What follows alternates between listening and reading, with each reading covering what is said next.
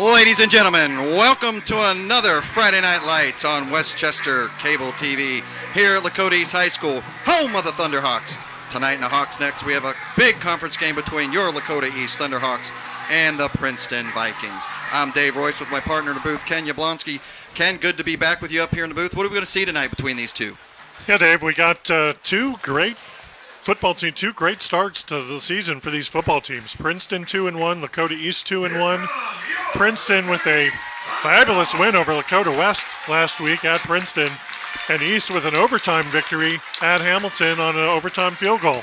And Hawks are pumped up. You see them coming out. It's a warm night here, Friday Night Lights, and looking forward to this game, Dave.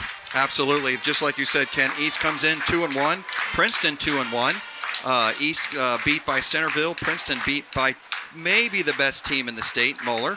And then they went on and just blew out Sycamore, and then, as you said, had this defensive battle over at Lakota West. And last week I was down over at Hamilton, and the Hawks struggled a little bit, but went to OT and pulled out a win, and that's a big win in the conference anytime you can win in the GMC. Yeah, Dave, neither team's explosive here. They both have the potential for explosive plays, but I think it's going to be more of a ball control, get down the field, be methodical, and get in position to make the big play when you need to make the big play. I don't see it being too high scoring, but then again, these teams have athletes that can blow it out of the water. We saw Peck with a great run 2 weeks ago. Princeton has that capability in their stellar quarterback, D'Angelo Birch. Yep, and he's a big one. We'll be watching him tonight, but like you said, East has a high-power offense when it's clicking, and boy, it will need to click tonight against these Princeton Vikings. And the defense, they're going to need to step up big time, right? Like you just said, Princeton likes to run the ball. That quarterback, he throws and running as their leader right now. So as we get ready to start here tonight, we have the Post 695 there presenting the colors for us as we pause here for the national anthem.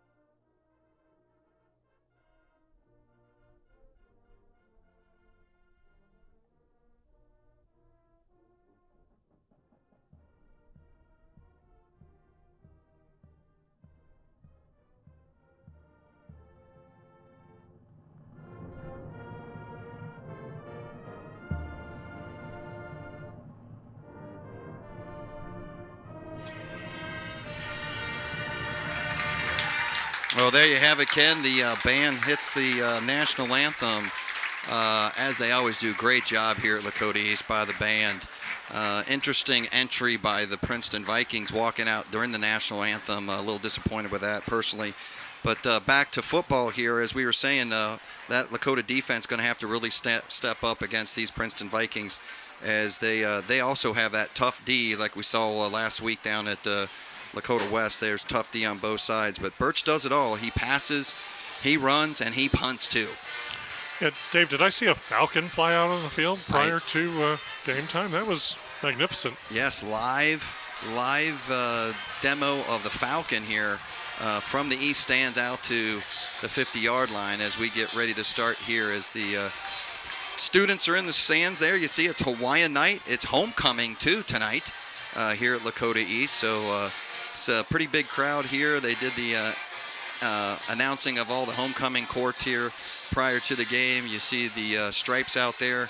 Hopefully the crew is well-seasoned veterans tonight, because don't want to see any bad calls decide a game like this. A big, important game here in the GMC. And there you see East quarterback Jamison Kitna warming up, getting some last-minute tosses in. He's committed to UAB Birmingham.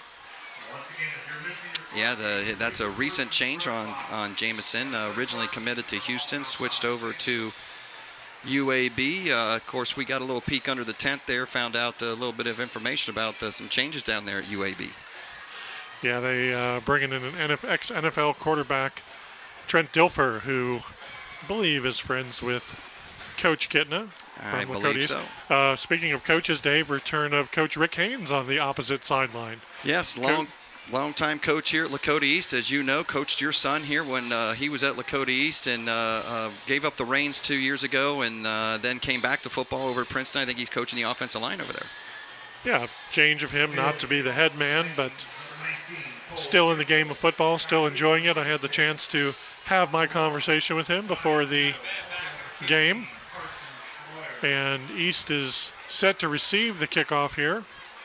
Yes, I think they won the toss. They're going to, or lost the toss, so Princeton were elected to defer. So as we get ready here, get the popcorn out, sit back, bring the dogs in, and here we go. Friday Night Lights at the Hawks' Nest.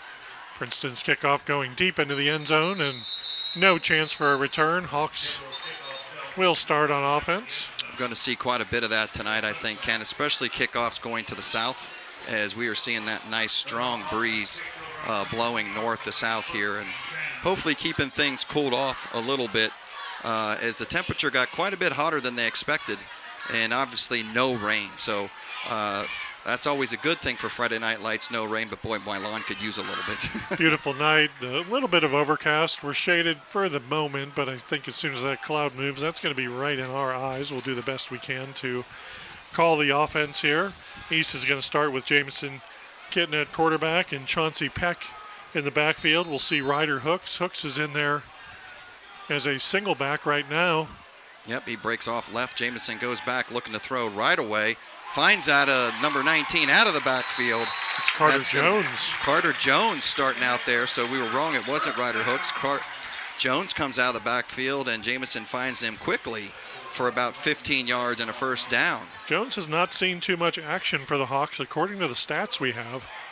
Don't know if he had just a great week in practice. Don't know if anyone's injured, but good first play for the Hawks, enough to move the chains on their first possession. Always like moving those chains right away. Ryder's back in there next to Jamison. He looks, fakes the handoff, throws a quick one over in the outlet to his big tight end, number 87. P.J. McFarland with the catch and goes ahead for 2.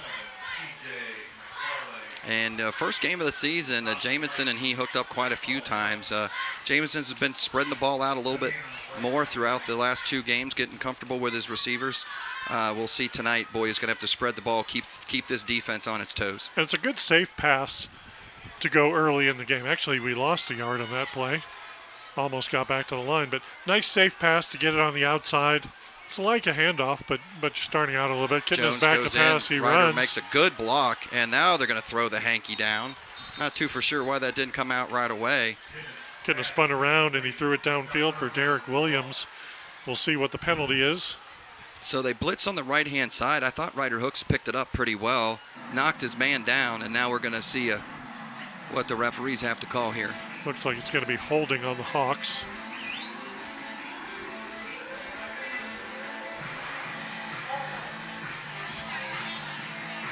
PA guys are not cooperating with the referee as he turns his mic on, so we'll see it here on the replay, Ken. Looks like they got the hold in the backfield there. Yeah. So Kitna in shotgun. He's got Ryder Hook to his left there. He claps once, tries to look, see who moves. Princeton stays home. Looks like they're definitely set in a zone here.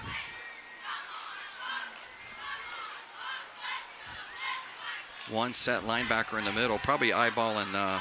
There's a short pass to Ryder Hooks. He catches it, has some blockers. Nice stiff arm right there. See another flag down right at the point of the tackle. I think there was a flag. Yep. And that is going to be, I think, a face mask maybe on Princeton. Face mask. Yep, I'm seeing the hand signals right now, Ken. So nice play out of the backfield. Design screen all the way. Let the defense line attack, get them behind, and throw it off to Hooks, who makes a good run, and then an extra 15 never hurts anyone. Gotta like that. So great run, like you said, and all that penalty that we got on Ryder's hold. He picks back up. Right here you see the replay. As he goes to stiff arm, number 1 reaches right up underneath the grill and pulls him hard. So that penalty yardage is enough for a Hawks first down. And they gave that the 15 variety. So, now the Hawks just over midfield here for the first time tonight.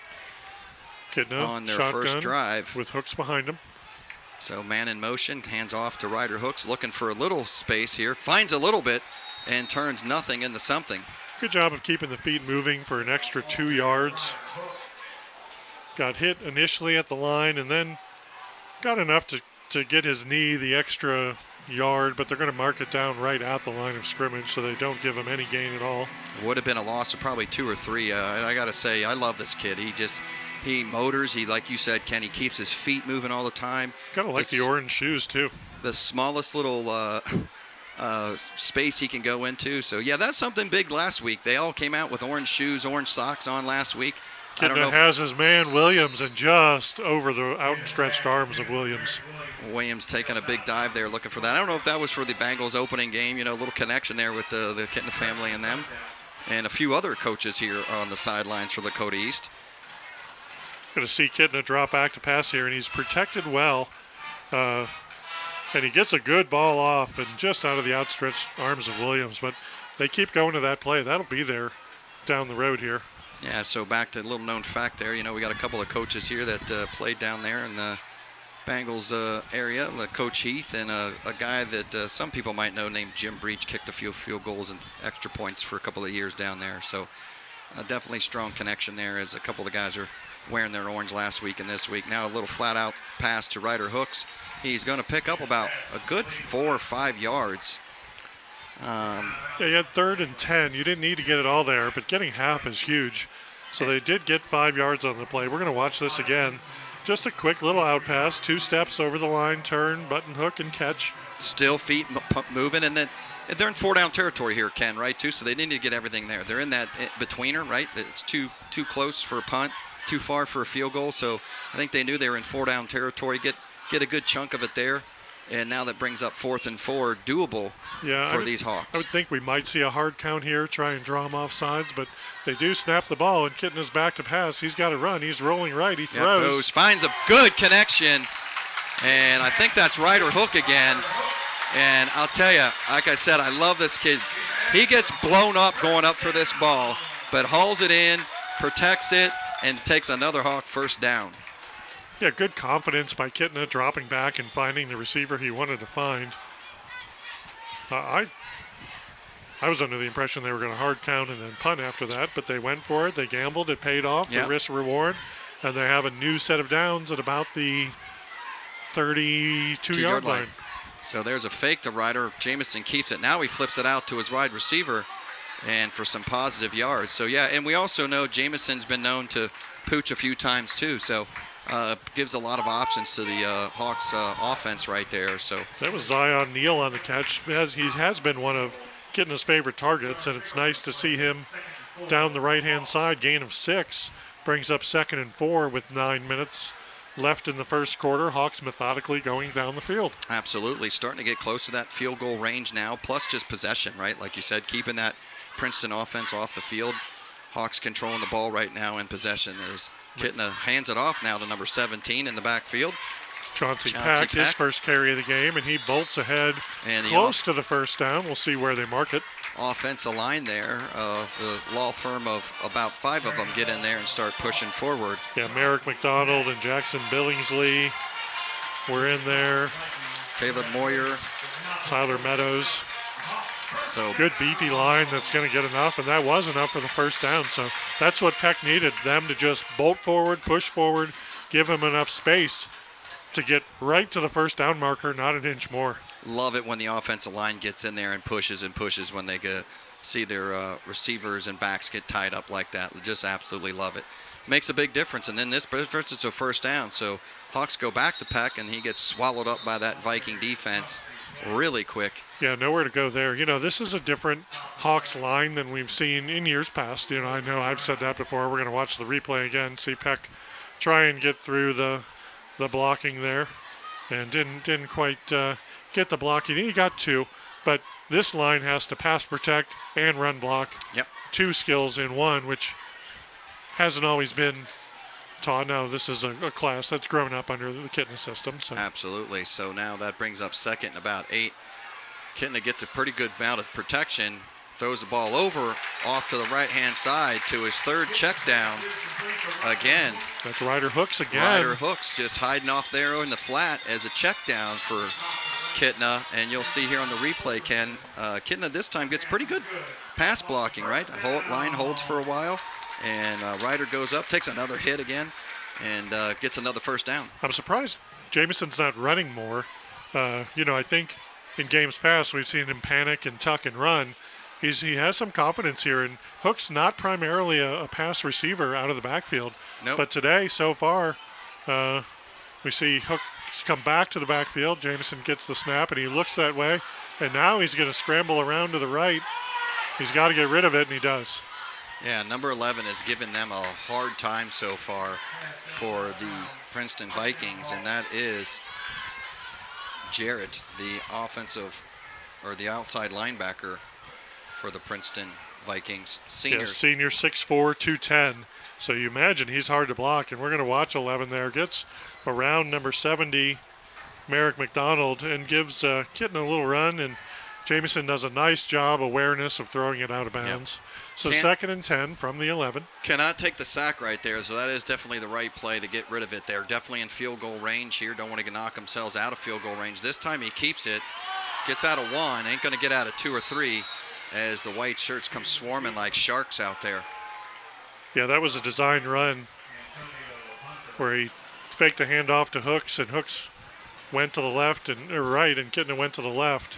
3rd and 10 didn't really work for the Hawks, but they need to see if that's available. They are in field goal range here. It's 3rd down, so.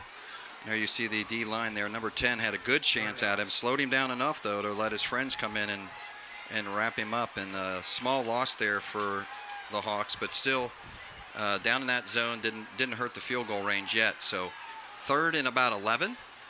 Getting under center that time. He play action pass, and he's going to throw it to the end zone. Back to the corner, and just misses number 2, Derek Williams, cutting across the back of the end zone there. Again, O-line, I think, held up pretty well, gave Jamison some time, and anytime Jamison has some time, he can get through all the checkdowns and usually find somebody. You'll see here, Ken. It's Williams' 3rd target of the night, and he did have him open in the back of the end zone. Good coverage by Princeton. And see what the Hawks are going to do here. They're going to attempt 3. And this time it's going to be number 83. 2 kickers. This is going to be Tyler Gruber. They alternate between Gruber and the freshman Fitzsimmons. Fitzsimmons had the winner in overtime. Gruber, the senior. Snap is good. 28-yarder. He gets it up and gets just enough foot in that one and splits the uprights, and the Hawks take the early lead, 3-0. With 6:01 left in the first quarter. Good 9-minute possession for the Hawks, driving down the field. Barely mistakes. Princeton, they got the benefit of a nice face mask penalty that gave them the extra 15 yards, but for the most part, had some good positive plays. Yep. Nice balance there as they had the 10-yard hold and then the 15-yard penalty on the face mask. So fans are starting to get into the game a little bit. Gotta love it. So see the nice overcast. It's cooled down this Hawks nest by about 5 or 10 degrees, which Absolutely. is nice. Sun going out in the background. Beautiful shot by our camera crew. And thanks to our camera crew and to Westchester TV. Love for you guys out there to subscribe, hit the like button, and really get in tune with all the events happening around the Westchester community. Absolutely. You got board meetings, you got community meetings, you got parade events and things like that. And you can subscribe to the channel. It's your one-stop shop for all Lakota sports, both east and west, from football to soccer to basketball to, you name it. They cover it. A little bit of lacrosse last year. So did a soccer game here last night, and the girls won against Sycamore 4-1. So, it is the place to be, Westchester Cable TV. So Hawks up 3-0 here. Interesting lineup here, Ken, on the kickoff is you see the Hawks there. In this big C, and then here's the little pooch kick that they love to do, just about 20 yards downfield, the 25 yards. And Princeton runs up underneath that and is going to get good field position right about the 36-yard line. Interesting strategy. You see that strategy a lot when you're afraid of a deep kickoff man to get some momentum running up the field, that you think, or if the opponent has a quick strike offense where it doesn't matter if they have the ball at the 40 or the 20 or the 10, they're going to work their way down the field. So you shorten the field a little bit for them with the chance of maybe having an up man drop the ball. But see, Princeton offense, not too many people for Princeton touch the ball. You got D'Angelo Birch at quarterback. You've got Tarantino Brown Freeman at running back, and David Hambrick at running back as well. And just looking over at the stats for the kickoff returns, they got a couple speedy kids out there, but nothing outrageous, averaging 27 yards, 22 yards by just two different guys that are really touching the ball. So you got David Hambrick off right tackle on that carry, and we'll see who made the tackle for the Hawks. Hambrick there running good blocks and kind of just got tripped up a little bit. Miles Metz there.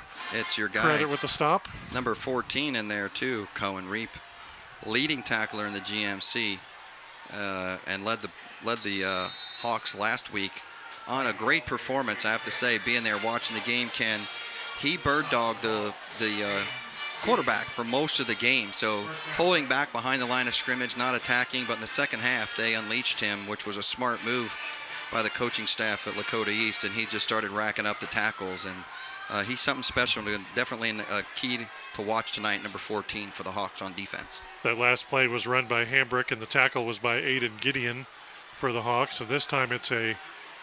There goes the quarterback, number 18, D'Angelo Birch, and like you said, he loves to keep it, he loves to throw it. He's the majority of their offense, both passing and receiving. And nothing secret about that. You can see the stats and see that right away, and I'm sure film shows that all night long too. So yeah, he was a key component against Lakota West last week when they beat them.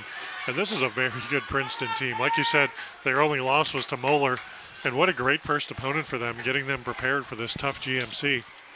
Princeton's come a long way. So you've got D'Angelo Birch there in the backfield. You got two running back formation, one to his right and one behind.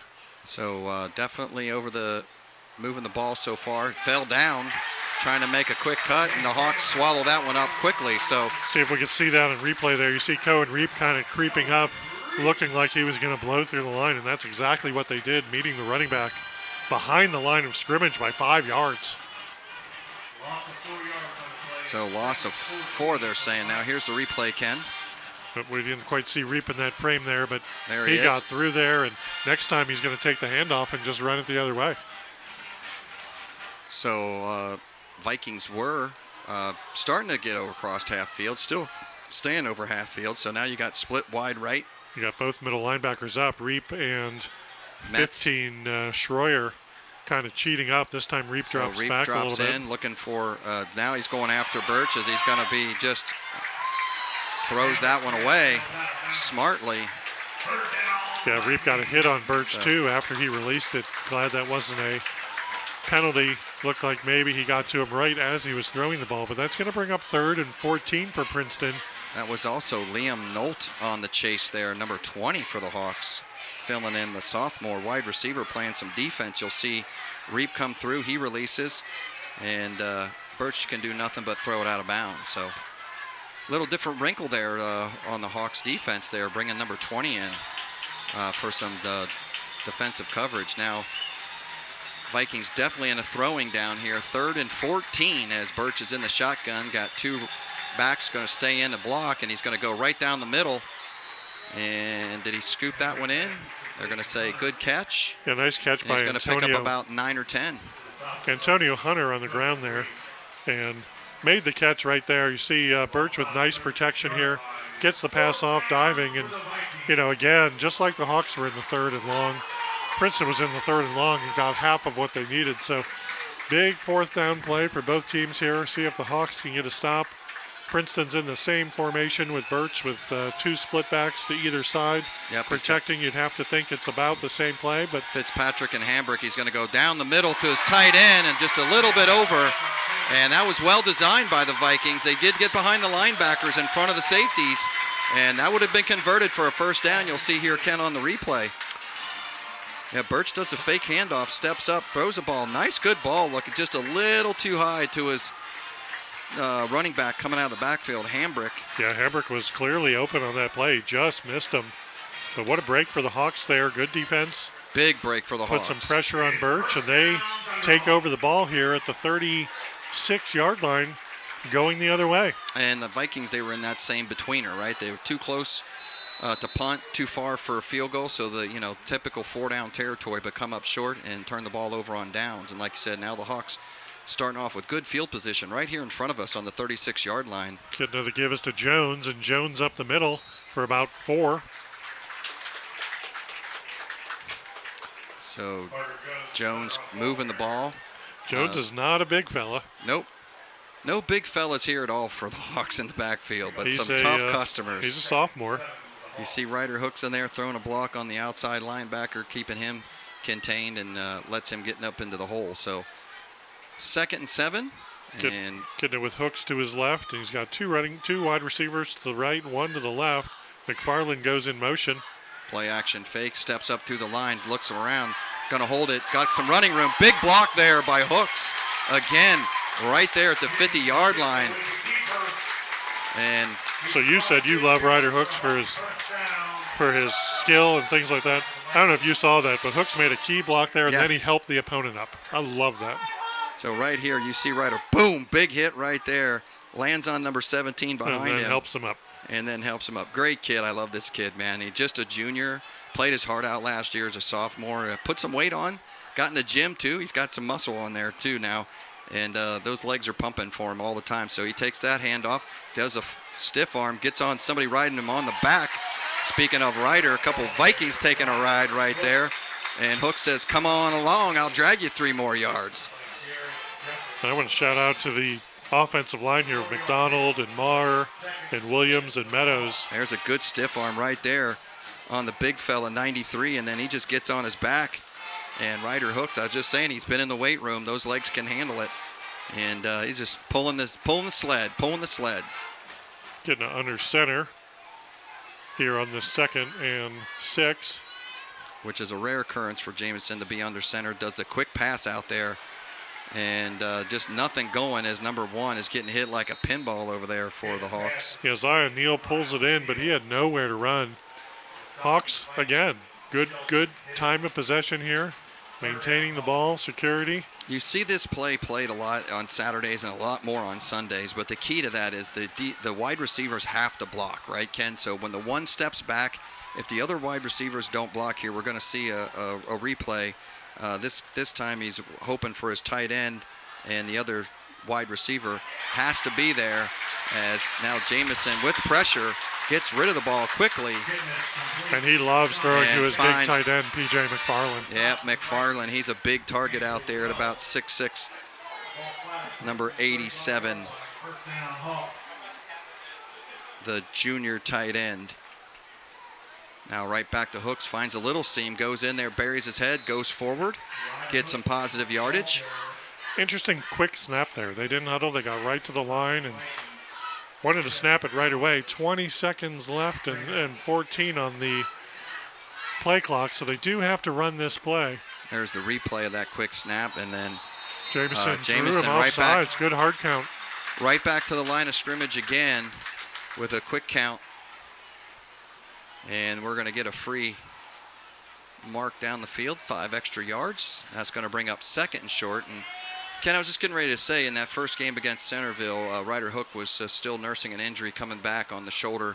Didn't play at all. Really took a chunk out of the armor of the offense there, and kind of became a little bit one-dimensional before that. So this, with him in there, just opens the game, opens the playbook, and Coach is going to let that run down at the end of the first quarter. It's your Lakota East Thunderhawks 3, Princeton Vikings 0.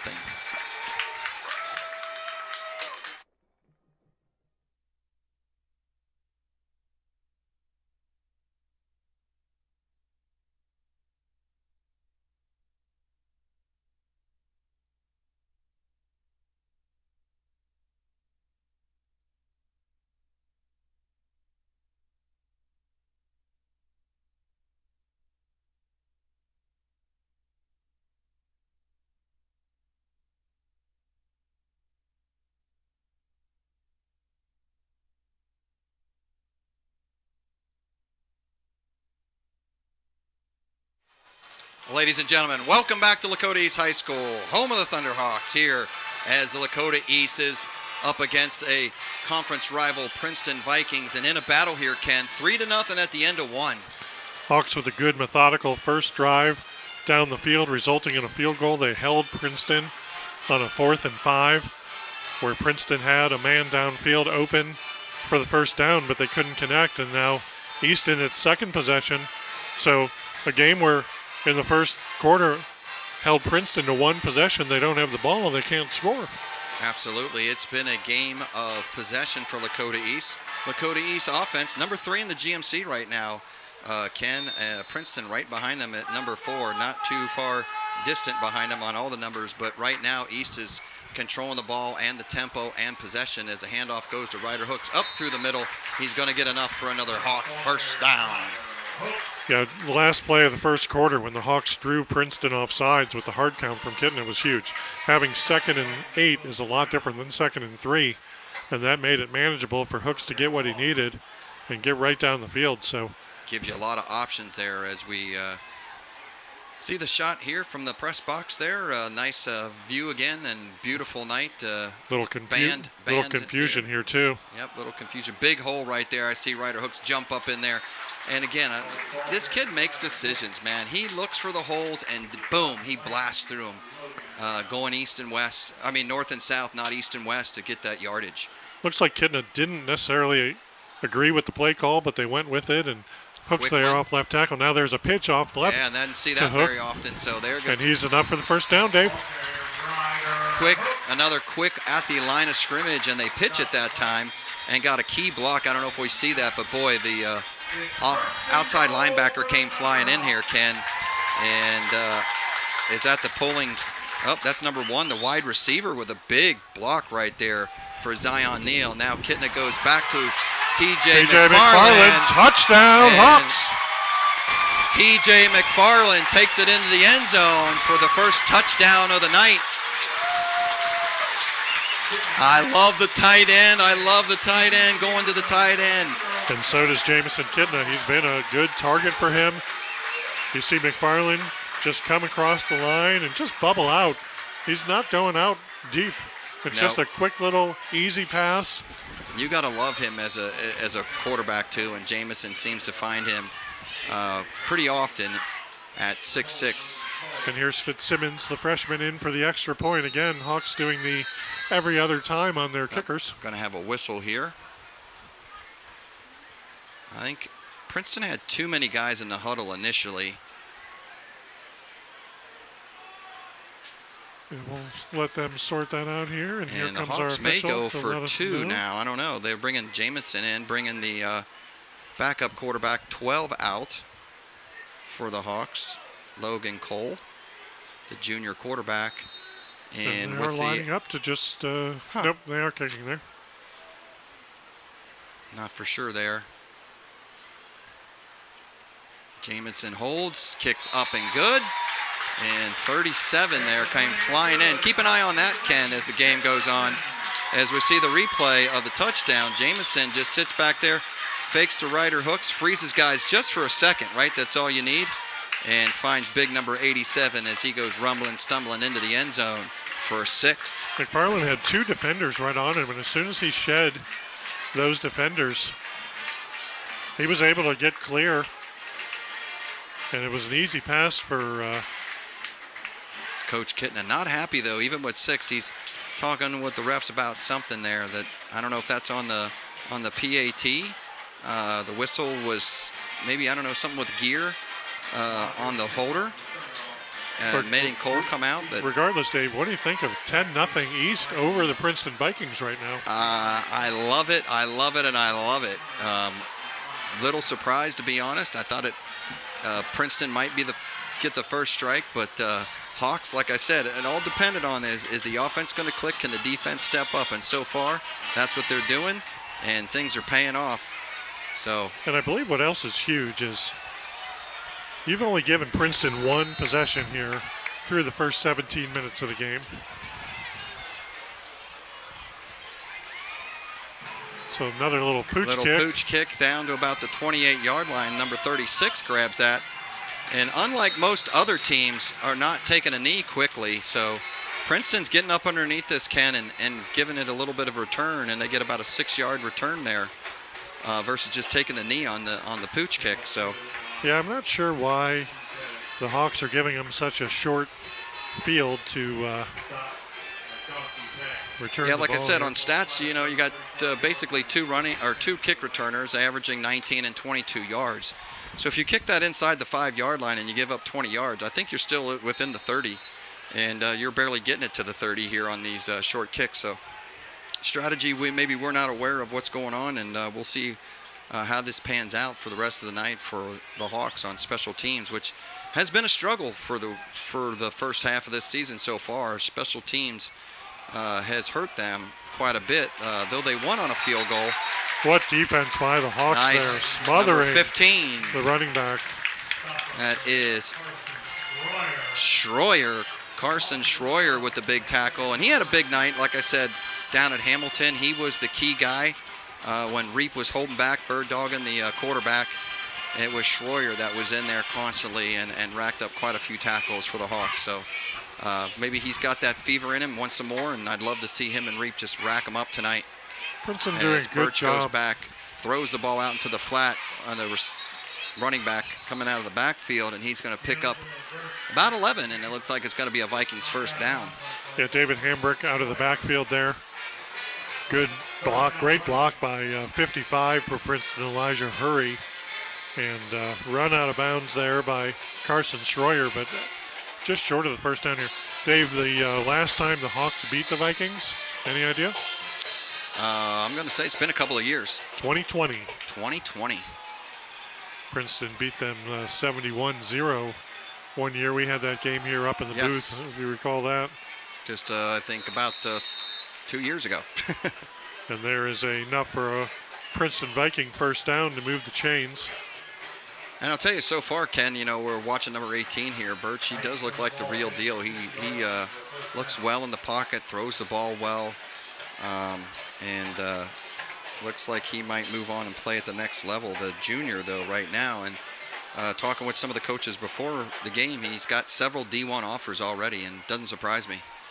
Yeah, big build, confidence. This time he drops back to pass, and he's looking downfield.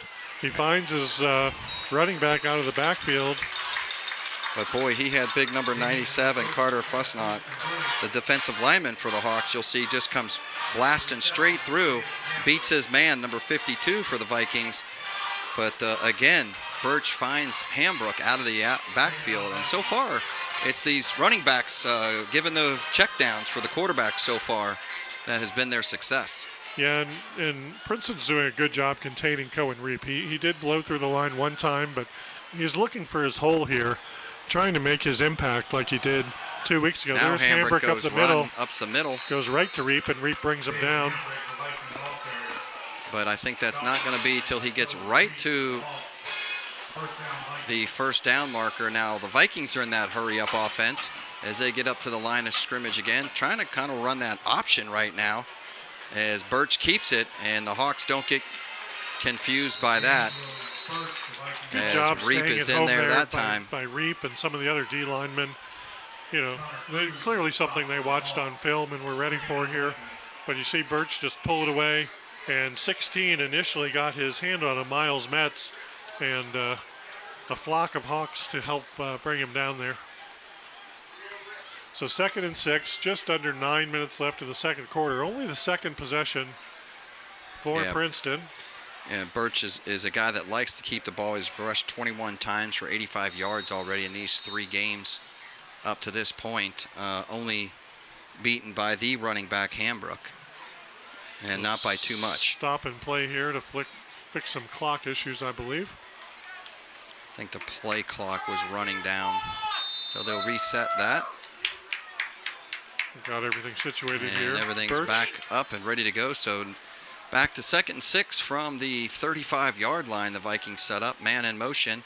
Birch fakes the handoff, throws it over there to the flat to number 0. He's looking for the sticks and scampers maybe just right there to the 30-yard line, and that's going to be enough for a Viking first down. Yeah, the quick underhand flick there to Antonio 0. Hunter, and they did tell us that he has a D1 offer there. Yeah, quite a few of these guys. I think there's about 6 or 8, if my numbers are right here, Ken. All got D1 offers and multiple offers, but no commits that we're know of to date, and that's also confirmed by some of the coaching staff up here. So Birch gives it to Hambrick there, who runs down the right-hand side toward the right end and gets enough for about 5 or 6, maybe call it 6 there. Little yeah, follows his line off that right-hand side, gets some positive yardage, and guess who comes in and hits him? Number 14. Cohen Reap. We've said his name several times over the last couple broadcasts, and what a stud he's been on defense. Little high snap. They come in quick. Oh, the Hawks had him for a loss, and now he's running for his life. Outruns one, and Birch showing some wheels that he has. Stays in bounds and scampers for an extra 3 or 4, where everybody thought he was going to step out. I don't know why you would think this guy's going to step out as the second leading rusher for them. Yeah, But boy, the Birch head was just dead to rights here for a big loss by the Hawks, and just overcommitted there. Aiden Gideon had a shot at him and didn't quite get him right there. Reap had a shot at him and tried to dive, and then finally, after the sidestep, gets out of bounds, but nice run there by Birch. Yeah, the sophomore, number 20, got in there quick and just a little bit overcommit. Liam Nolt playing that defense right now for the Hawks. So new look for Princeton with 80 in the backfield. Yep, and Birch hands it off to number 2. That will be... So Terrence Jones and Aris Roseman were in the backfield there. And that gave him to, that handoff was to Roseman. I believe, oh, I'm sorry. Fitzpatrick. Yeah, you're right, Jordan Fitzpatrick. But we see Hankey's on the ground, and looks like we're going to have a false start on the Vikings, and that's just going to back them up and bring up second. We'll see this again here. Down. I didn't quite see the false start, but nonetheless, it's going to push the Vikings back to the 14-yard line where they'll have first and goal down from the there. 14. So negate the play. 1st and 14 on the 14. Also known as 1st and goal, I think. Birch with Fitzpatrick in the backfield. Lone setback behind him in the shotgun, and the give is to no, that's fakes it, goes over to big number 9. That's their tight end. Yeah, Landon Myrie. He had a couple catches against West there, but good tackle there by Cohen Reap. Who else is going to make the tackle? Myrie is Birch's #1 target here, and he finds him quickly, and then guess who? 1-4 right there to make the play. So fans are going crazy here because they announced that was the all-time leading tackle number for Cohen Reap. Outstanding. For Lakota East lore. So now Birch hands it off to number 3. He scampers up through the middle, finds a couple of little holes, squirts through, and gets some positive yardage. Hambrick does. Yeah, Hambrick's a nice runner. The Vikings right on the doorstep now with was 3rd and 9, and now that's going to bring up 4th and maybe 1. And it looks like are they going for it? 4th or are they and lining 2. Up for 3? They are. A little disorganized here, but Birch running over. Have to take a timeout here. I don't see Birch out there. Yeah, he ran over to get the play. Comes back into your screen now. And with about 10 seconds left on the play clock here, he's going to get it off. He fakes it. Oh, nope, he gives it over to Hambrick. And the Hawks make a big stance right there. What a goal number line 3. Hambrick goes in there. And now, wait a minute, I thought that was 4th. I thought that was 4th also. How did we miss a down in there somewhere? You'll see here on the replay, nonetheless, there's number 3 going in, and boom, there's a nice, great tackle. That looks like number 7 for the Hawks. Cole Miranda, the defensive back, steps up and sticks it to him. And the Vikings are going to take a timeout to kind of regroup and figure out if they want to go for the touchdown or go for 3. The way the quarterback, Birch, went over to the sideline, I thought he thought it was 4th down too. I think he did, yeah. The field goal unit was going to come out. but they had him go back out there. He had plenty of time on the play clock when he got back in the normal formation. So 4th and 2. What do you do when you're on the goal step here, looking at your first score maybe on the road? 10-0. You'd like to get 7 here if you're the Vikings, but boy, if you come up out of here with nothing, this place is going to go crazy, and you've really got a huge momentum swing here, all going Hawks' way as the scoreboard stands right now, 10-0. Yeah, 3 makes it a 1-possession game, so you'd have to think that the analytics say kick the ball, go for the field goal and take your points, but you're this close that certainly you think your offense could just get the 2 yards you need, and they're coming out. The old playbook says take points on the road, right? Any way you can get them. So got a really wide split out here that you can't even see on your screen. Number 4 is over here all the way in the corner as the clock is rolling. There's a little bit of confusion again for the Vikings as they're short personnel. Now number 14 comes scampering. You know he's not a part of the play at all, right? Because he wasn't even in there as 21 goes forward. And looks like they're going to just break the goal line with was that number 21? Took that into the end zone? Could not see who had the carry there, but definitely some disorganization there. We're going to watch 23. again. And 23 for Princeton. That's Andrew Wells, who normally plays safety for them. With his first carry of the game. Yeah, first carry of the game, different wrinkle. You could tell the decoy was definitely over here all the way in the corner, and then 14 comes in late. You knew he wasn't part of it. So the Hawks should have known right away it's either Birch or the single setback. I would have probably guessed it was going to be Birch too, and not the guy who hasn't seen the ball the whole game. But they handed off to number 23, and he somebody got good penetration there, hit him at about the 2-yard line low, and he was able to fall forward and just barely get over the goal line. And big score for the Vikings there as their road band is still here.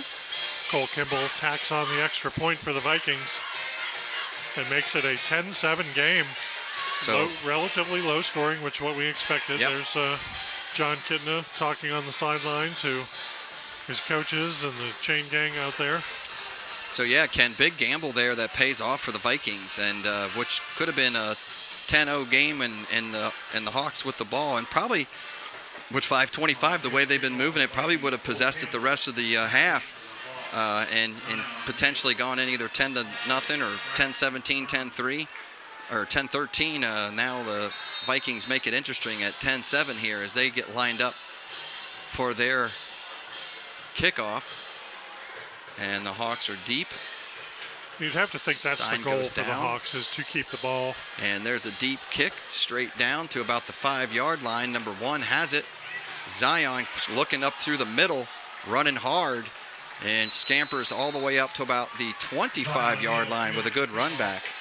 If we were broadcasting an NFL game, would we have to call that a dynamic kick run back? That would have been, yeah. I believe. Lands in the landing zone there. You got to ask yourself that there, Ken. It's a great point. I've been thinking about this. I really don't like the NFL kickoff thing at all. But, you know, here at the professional level, grown men at the professional level are doing that, I get basically for safety. But yet here you see in high school sports, good old traditional kickoff guys running full speed looking to take each other's heads off on the kickoff. So yeah, you'd think at some point it'll trickle down, or they're just going to start at the 25 or 30 or wherever they're going to start. But what kills me is it takes out the special teams, right? If you're a special team specialist, you know, there's guys that made a living doing that, Tasker in the NFL.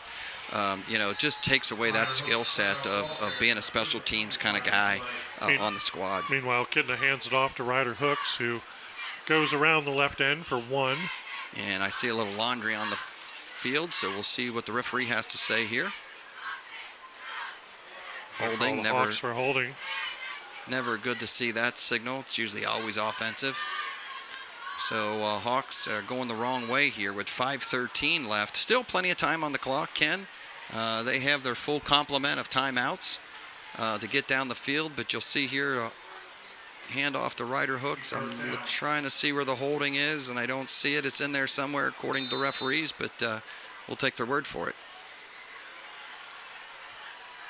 Getting in the backfield there. He's got Miller to his left, I believe. Yep, so he's in the shotgun. The snap, he looks deep, finds number 80 square right in the middle of the field. One of his other favorite targets in there. And Boyer had a nice game last week as well. Yep, Boyer, nice big tall kid. Junior wide receiver.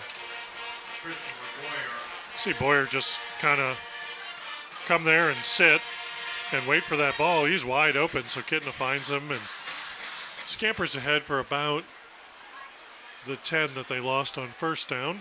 So it brings up 2nd and 10, got it all back, Ken, actually, and so sets up the Hawks in a good position here. Hawks moved but got back in time. I think he lost his mouthpiece. There's McFarland who steps over to the the left, shot and there's right, a quick, over to quick shot Zion. to Neal. He's going to go down the left-hand side. He's got some wheels, and the Vikings have to catch up with him and knock him out of bounds there. That's number 8, Paul Nelson, the linebacker for the Vikings. And between Chauncey Peck, who we haven't seen much, which is interesting, and Zion Neal, those are the two explosive guys. They got the speed. Those are the guys that if you can get the ball out to them in the flat or on the outside there, which they do to Neal here, and they that's can turn a great on the block. jets and run. I missed whoever had that block. That might have been Peck that had the big block over there that freed him up. But that we were saying that earlier. When you go to that quick out, somebody's got to make a block to break that loose. So that time the Hawks get the block, and Zion scampers up the sidelines and gets a big first down and moves the ball almost to midfield now. 2nd and about 12 is now they're going, right off the hands of Neal through some traffic. Yeah, and if Zion comes down with that, he's got nothing but green pastures in front of him.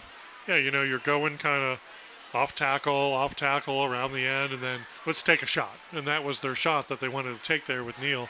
Good opportunity, but brings up 3rd and long, 3rd and 11 for the Hawks. And Kitna there, calling an audible there, directing some traffic downfield. Calling out some defense there. Vikings showed blitz, but didn't. Now comes in right, hits number big 8-0.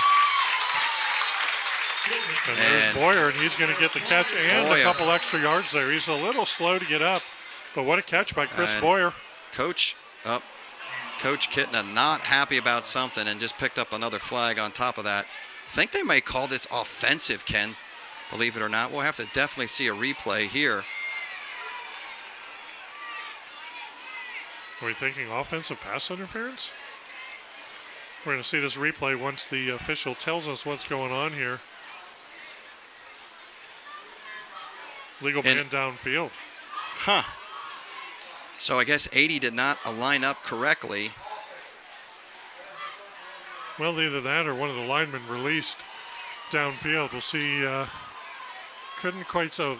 No, that's 87. That's the tight end. So outside. He's legit. 80 is legit lined up where he was.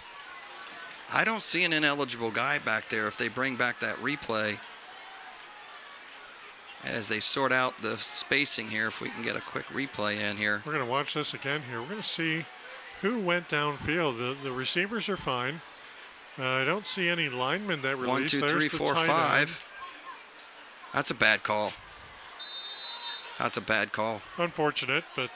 and now I know why Coach Kitna went berserk. And no replay at the high school level, so we've got to stand on what the stripes say. So the second flag was a sideline warning, no extra additional yards, just the ineligible man downfield. So I don't know how that goes, but number 80 was definitely lined up there. Now Kitna running for his life, and he's looking for some space. Now he just whips it downfield, finds big 87, and woo! P.J. McFarland. It's good to have a 6'6" tight end, I'm sure. Well, stayed with the play, and what a job by Jamison Kitna here to escape the rush. He's in pursuit there. He's going to get tackled there. Shows his feet there. Chips there, and just still has the wherewithal to find his receiver downfield. And that's just a little, I talk about this Jamison's got a strong arm, man. And when he can throw off his front foot there and he got his body turned around where he's going forward, and he threw that ball about 40 yards, Ken, just with the flick of the wrist and finds his big tight end open and not only saves the play, but also gets a first down. And now they do that flip pass again, And all kinds of laundry on the ground. I see one at the line of scrimmage that will be probably offensive, and then there's another one further down the field where the tackle was. So we might have offsetting here, but yeah, could get a break here on a mistake the Hawks made. They could have gotten bailed out by Princeton. yeah, because that would have been the run plus tacked on, and that probably would have put them in field goal position with 2:36. We'll listen to what the referee has. We got holding.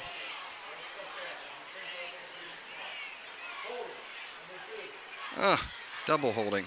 So what we thought could have been offsetting, we're going to get holding at the offensive line and then holding downfield here. We'll see. I don't call that holding. I'm sorry. 71's tied up there if they're calling it on him. Big 7-1. I give you a break on that one. Williams there or Meadows, but I see a lot of battling in the trenches there, and somebody doesn't know what the blocking is, I don't think. But, you got to give these guys some leeway that are battling down there, both offensive and defensively, and then we couldn't see what was downfield. So nonetheless. 1st and 20 for the Hawks, but, they are accomplishing what they wanted to do, which was have the ball the whole rest of the first half. There's a handoff to Ryder Hooks. He's looking for some space, can't find much. Dives forward to get something positive, as there wasn't much of a hole there, and that tells you something. When Ryder Hooks can't find space, you know that it's pretty clogged up in there. You see the replay here, Ken. Ryder Hooks there, got a good block by the wide receiver. Yeah, Neal went in motion there and took on Princeton's number 8, Paul Nelson, face-to-face. But 2nd and 18 here, minute 43. Like I said, you don't want Princeton to have the ball again. Nope. So this is, they may not wind up with points here, or they may have an opportunity here. But I say do these quick 8-10-yard shots. The players run the routes well. Jamison finds his players. He's got a nice strong arm to put it in there right between the numbers. And I like these 8-10-yard plays because they don't take long to run at all. And there goes up the ladder, number 2. And emphatically, and he couldn't get his foot down. All he needs is one toe to go inbounds. Emphatically, the referee says that was out of bounds. You'll see here on the replay. Big number 77-11 in there in the backfield, and yep, he's just out. You'll see the referee. And yes, out of bounds. So 3rd and 18 here as the night sky starts to set in here. Beautiful night for football. Temperatures really cooled down quite a bit. Absolutely. And it's just great to be here. And what a competitive game here. Absolutely. This has been a great game by the Hawks.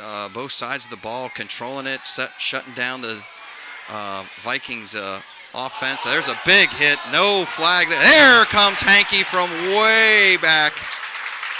As number 2 goes up for the ball, that's Williams. Yeah, Williams has been targeted about 5 times and hasn't come down with one yet, but that's going to be a big play for the Hawks coming downfield. Yeah, that was 3rd and long, Ken. 3rd and about 19, and that's going to give them an automatic first down on pass interference. Assuming the call is what we think it is, and it is. The officials have been busy. They have more airtime than we do lately. Yeah, the interesting thing is you'll see here the referee right on the sidelines misses this call, and the flag comes in all the way from almost the goal line. Yeah, the back judge was camping out there in case there was a deep play. Kitna finding some time and gets that ball definitely hit early, not a question. And the Hawks come out on the positive end there, now at the 30-yard line. Handoff to Ryder Hooks. He's looking for something, and the Vikings were looking for him too, and he gets about 1 yard line.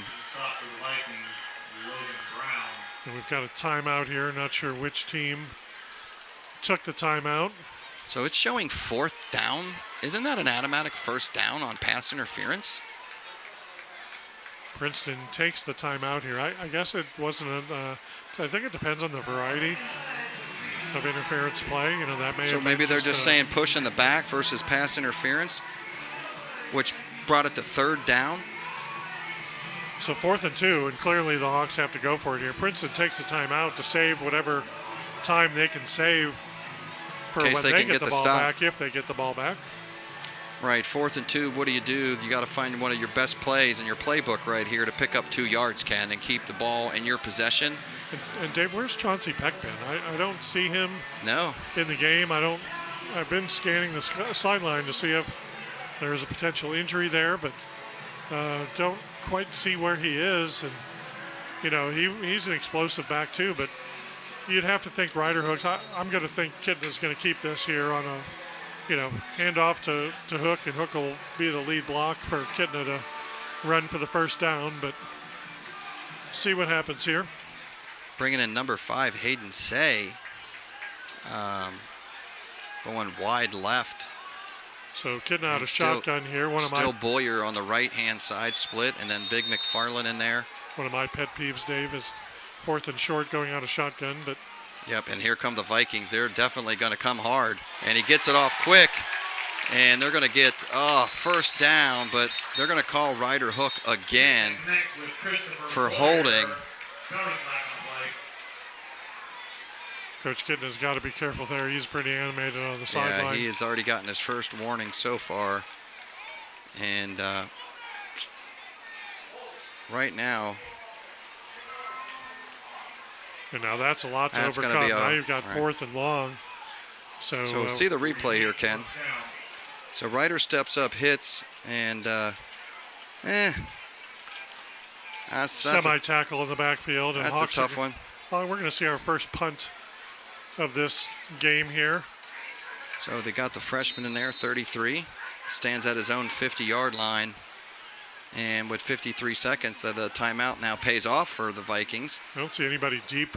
Nope, no one's deep for Princeton. So as long as oh my goodness, that's a disaster. Shanks it, and that's coming up into row K here, and that might be a net of about 6 yards.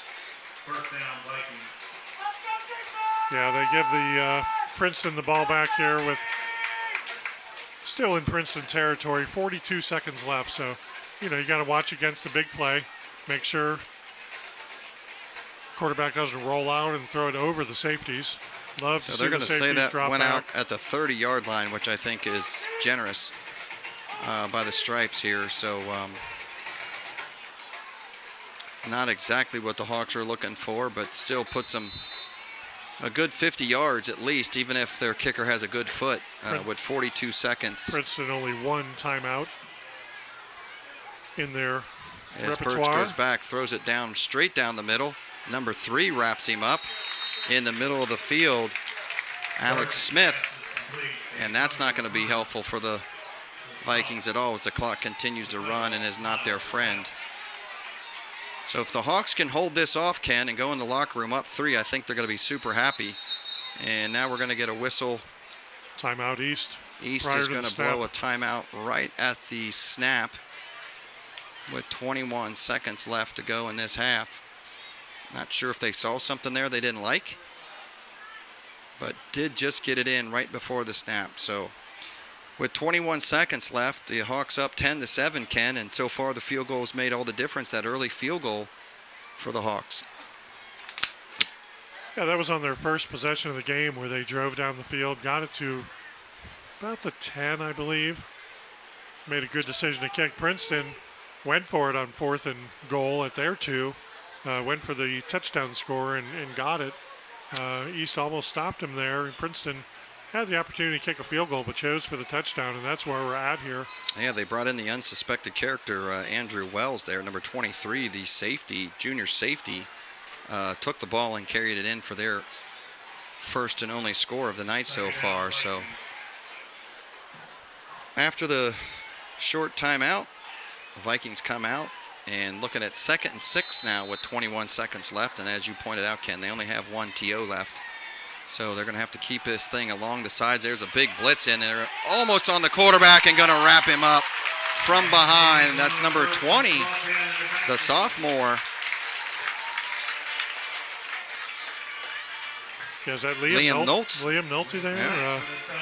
Nolte gets in there, and different wrinkle to the game, and I think the Vikings are just going to let it end there as the Hawks end the first half. Lakota East 10, Princeton Vikings 7, and we got a good one. Come on back.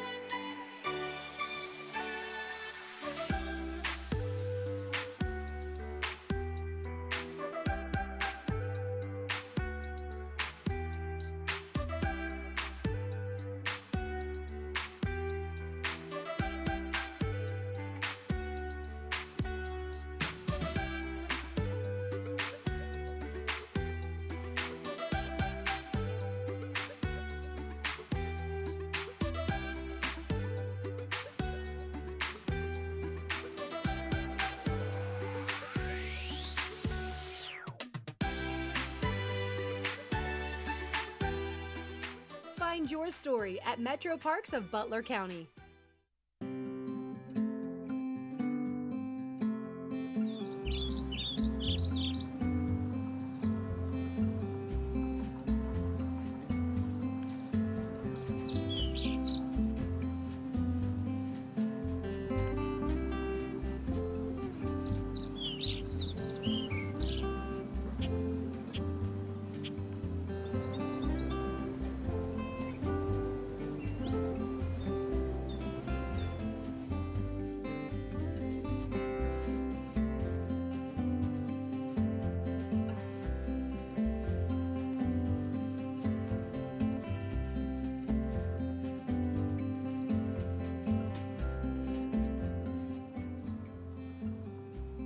Find your story at Metro Parks of Butler County.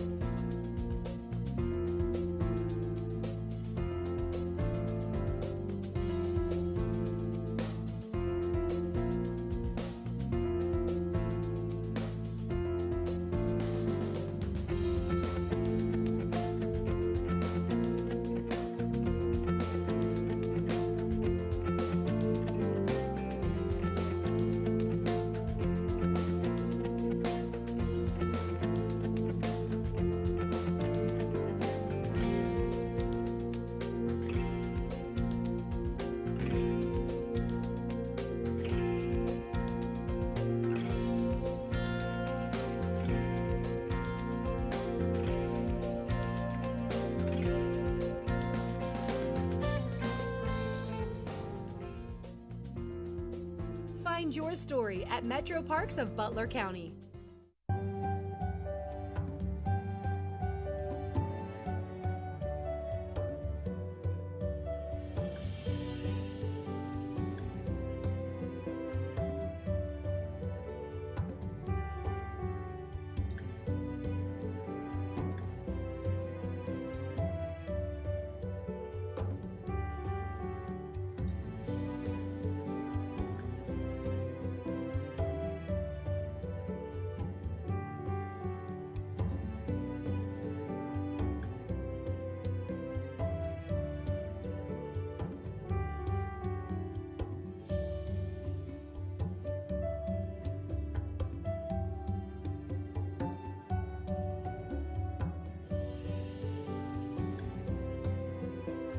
Find your story at Metro Parks of Butler County. Hey, Monica. Hey. Westchester wants to know, how do I rent the barn? Well, Mulhauser Barn is a rental facility that Westchester owns. It was actually originally built in 1881, but the Westchester Township acquired it in 2008, and now we use it as a rental facility for weddings, graduation parties, any event you can think of. It's a seasonal facility open from April 1st through November 15th because there's no heating or air conditioning. You can find more information on availability, pricing, and scheduling a tour to visit Mulhauser Barn at westchesteroh.org. If you have a question about Westchester Wants to Know, visit any of our social media or visit our website.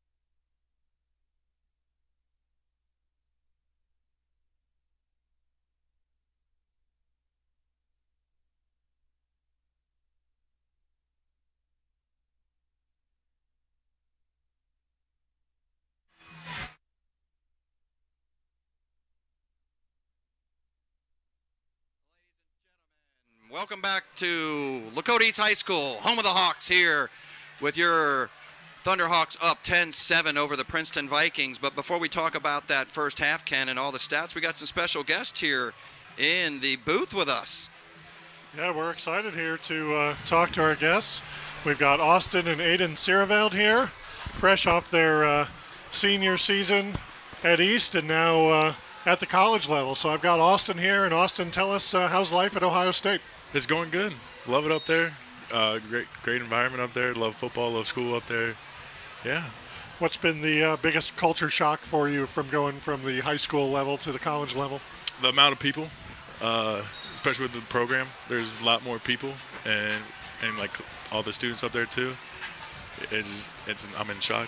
Yeah, well, we're so looking forward to seeing you on the field, and you're getting some playing time there. Yep. So love having the East alumni there, playing on Saturday at the college level there. How's it feel being back here at East for homecoming weekend? It's different because usually I'm out there playing. Now I get to take a step back and watch some of my former teammates out there playing really hard and really pretty good out there. Yeah, a great competitive game against Princeton so far. We're going to pass it over to your brother here and see how he's doing at UC. Aiden, you gave up the cleats here for your college studies. How's life at UC? Life at UC is great, you know. Besides the hills on campus, it's great. They'll tire you out. Well, do you miss playing football at all? I went through that phase last year, but now I'm fully retired from sports. Are you still being involved in the intramural level on anything? Yeah, it's a couple club. I mess around with lots of stuff, flag football, a little bit of basketball, but now a little bit of rugby too, every now and then. Nice. And how's it been back at East here for homecoming weekend? Like Austin said, it's been different. You know, we're played 3 years here, so being just a normal spectator is a weird feeling. But yeah, it's great. We got a great game going on. Huge implications on the line for GMC. Yeah, it's been absolutely great. We're gonna go back to Dave Royce here, Austin and Aiden. It was great seeing you guys here in the booth. Thanks for joining us here, and we're gonna give it back to Dave Royce to recap our first half and get on with the second half here of GMC football, Lakota East versus the Princeton Vikings. Thanks, Ken. Good big shout out to the Severfield brothers there. Appreciate you guys' time coming up here into the booth and letting the fans hear a little bit about some of the alumni. And like they said, you know, it's different standing on the sidelines. Austin was up here in the booth, said, hey, I don't think I've ever seen the band play. And I'm like, you're right, because you're always in the locker room. So he was kind of amazed at the Lakota band that he never got to see. So just an awesome time here running into those boys there, coming back for homecoming, like you said. So first half, Ken, lots of possession by the Hawks, 14 minutes and 41 seconds, keeping that Viking offense off the field. 180 total yards there for the offense. Passing yards, 136, and just 44 yards rushing, which I would have bet was more, but I guess the stats don't lie. Where Princeton, 9 minutes of possession, 98 yards, and there's that time of possession keeping them off the field. And really, there's that one sustained drive for their score and 58 yards rushing as we get ready to start the second half. Hawks kick off to the Vikings, and they try an onside kick. And looks like they're going to get it. And I think that's number 7, goes sliding down the side and catches the Vikings off. Cole Miranda, what a well-executed play. They've been lining up like that for every kickoff. So if I was Princeton, I wouldn't think anything different of it. And what a shocker. What a great way to start the second half. Talk about possession. Why not possess the ball at the start of both halves? Absolutely. And boy, did they catch the Viking special teams asleep. Boy, they looked like they were down on the island in the Fa-Do-Do, man, just asleep on the line there, not paying any attention, looking for that pooch kick, and bam, they pick it up right away. So the referees are sorting something out on the Princeton sideline. I don't know if it's another sideline warning or infraction, but they're going to call it. What? Unsportsmanlike on the Hawks? Is that what they called? Oh, they're giving Princeton the ball? They're going to say he was offsides, or? We're going to watch this angle again here of. Oh, did he go out of bounds and was first to touch the ball? Yeah, I guess he was out of Yeah. bounds there. So what, again, Dave, as you say, greatest camera crew in the GMC here at Westchester Cable. Absolutely. And what a tough break for the Hawks, because not only do they not get the onside kick, but now they give it to Princeton almost at midfield. Yeah, so illegal touching there by the Hawks as they were not in bounds when they touched the ball. And now that's going to be a big loss if somebody can get a hold of him. Boy, he was getting mugged out there. Catch by Antonio Hunter on the outside, originally wrapped up there by Aiden Gideon and brought down by multiple Hawks, but quick screen pass there. Coming. And 21 21, 3. Xylon Jones 16. Anderson and Alex Smith and Miles Metz bring him down. Negative plays for the Vikings, negative yards for the Vikings to start the first possession of the second half. So it's going to bring up 2nd and 17. As the Vikings go back, throwing underneath. There's one miss there by number 10, and then he's going to get wrapped up by 23 with a big stick. As the Vikings trying to mix it up a little different. I see a different wrinkle to them on their offense here, as you'll see. Yeah, I would imagine they talked in the locker room about getting the ball to Hunter, because he's one of their key players. And Nick Miller was there to wrap him up and tackle. But, you know, we talked to the Princeton you talked to the Princeton coaches before, and Yep. Antonio Hunter was one of their main D1 prospects, and he didn't have too many touches in the first half. So you got to think that Nope. was one of their halftime adjustments there. In fact, looking at the sheet here, I don't really see his name on the sheet at all. Anything significant on the Princeton side at all on the stat sheet for anybody, including Hunter, is just zeroed. Now Birch has some time to throw, looks downfield, and there's a big hit by number 4 for the Hawks. Jamison, nope. There was 9, Connor 9. Cruz. Dave, Cruz. great job getting the Ceraville boys here in the booth at halftime. It was fun catching up with them. Absolutely. Good to see them. They both look healthy. They look in shape there. They look like college kids now. Absolutely. Fantastic interview with them. And see this again, Birch looking downfield and had his man, but fantastic defense by Connor Number Cruz. 9, Connor Cruz. And Princeton's going to punt for the first time today. What was down there just checking on the injury report and saw the boys and said, yeah, get you guys up here to the booth. And Austin looks like he's put a few more pounds on in the weight room there. He's a little bit bigger than he was here. That's going to be kick-catch interference. We had a fair catch wave by Miller, and he was bumped there by the Vikings. So a lot of penalties in this game, Dave. 9 in the first half, and we've already had 2 here in the second half. Yeah.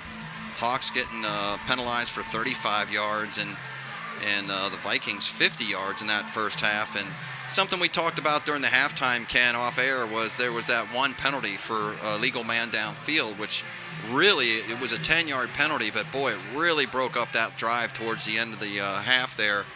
And, you know, we're talking about hopefully that did make a difference, because that was going to put the Hawks probably in field goal range. Definitely was giving them a first down and let them control the clock the rest of the half. And if not, methodically get it in a few more yards to get it down in there. So, and Coach Kitna, well, we know why he lost his stuff in that first half on that one. And now we're going to, are they picking the flag up? Wait a minute. Hawks are getting penalized? I'm confused I have the completely. same, And so is I have Coach the same Kitna. reaction that Coach Kitna and you do in the booth. What is going on here? We're walking back toward the end zone. So the Hawks deepening up in their possession, but I don't know what that call was. I hate to go down this road, but facetiously at the beginning of the game there, when they were huddled up at the 50-yard line, I said something about I hope we have good officiating, which I've seen slight of in the first 3 games.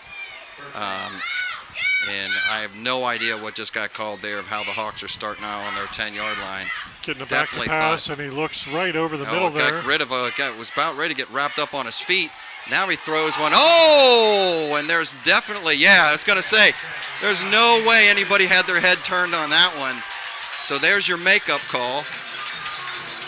Yeah, and what a throw. You talked about Kitna having the strong arm. Yeah. That ball was about 40 yards in the air. It's going to be pass interference here. Nope. Sideline warning against East. No, that's going to be on against Princeton.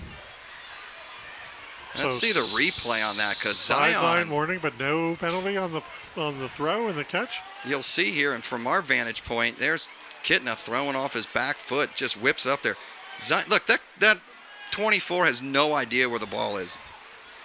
I don't know if he made contact though. So maybe ticky-tack, looked at full speed like it was, but boy, you can see how strong Jamison's arm is. But boy, just about another foot there, and he and Zion hook up for a big play, which now brings us to 2nd and 10, and we got to move the ball at least to get some field position here to flip this field a little bit.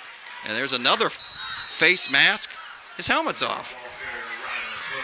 Ryder hooks ahead for about 7 and puts the Hawks in position to get the first down here. Nice hard run by Hooks. Cuts to the left. Gets about 7 there. And his helmet was pulled off. Pulled off, nothing no flag called on that, but he does have to come off the field there, and going to be replaced by Carter Jones, the sophomore. So again, Chauncey Peck not anywhere to be seen for some reason. Same thing happened down at Hamilton last week. One of the East guys got his helmet ripped off, the defensive lineman. No call, no penalty, no flag, no nothing. And I know the coaches were going crazy on that one, but Jamison here finds Carter Jones out of the backfield and just over the head of him. Couldn't quite pull it in, so it's going to bring up 4th down. 4th and 4, and no choice but to punt from where the Hawks are on the field. Yep, that's a bad break for the Hawks on that penalty, because this is really going to flip the field for the Hawks. If they could have gotten that punt way up. Oh, bad snap, and that's going to get blocked, and that's going to be a freebie for the Vikings. Just a disaster right there for the Hawks. Scoop and score, number 8, Paul Nelson for the Vikings.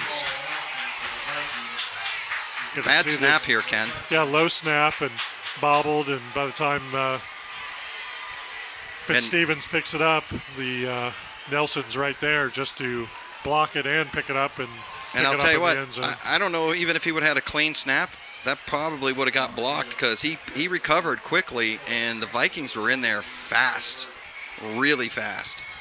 So I mentioned earlier, it's been special teams has been the Achilles heel so far for the Lakota East Thunderhawks, and it creeps its ugly head here at a really bad time early in the second half as the Vikings get a free 6 and a PAT on top of it. Cole Kimball, the kicker for the Vikings, and that flips the scoreboard here on the Hawks. Vikings up 13-10, and now going back to that penalty for that illegal man downfield with about a $1:10 left on the clock really makes a big difference on that final drive. And to start this half, the Hawks took a chance. They tried the onside kick. They recovered the onside kick, but unfortunately with a foot out of bounds. So the gamble hurt them in that aspect, giving Princeton the short field.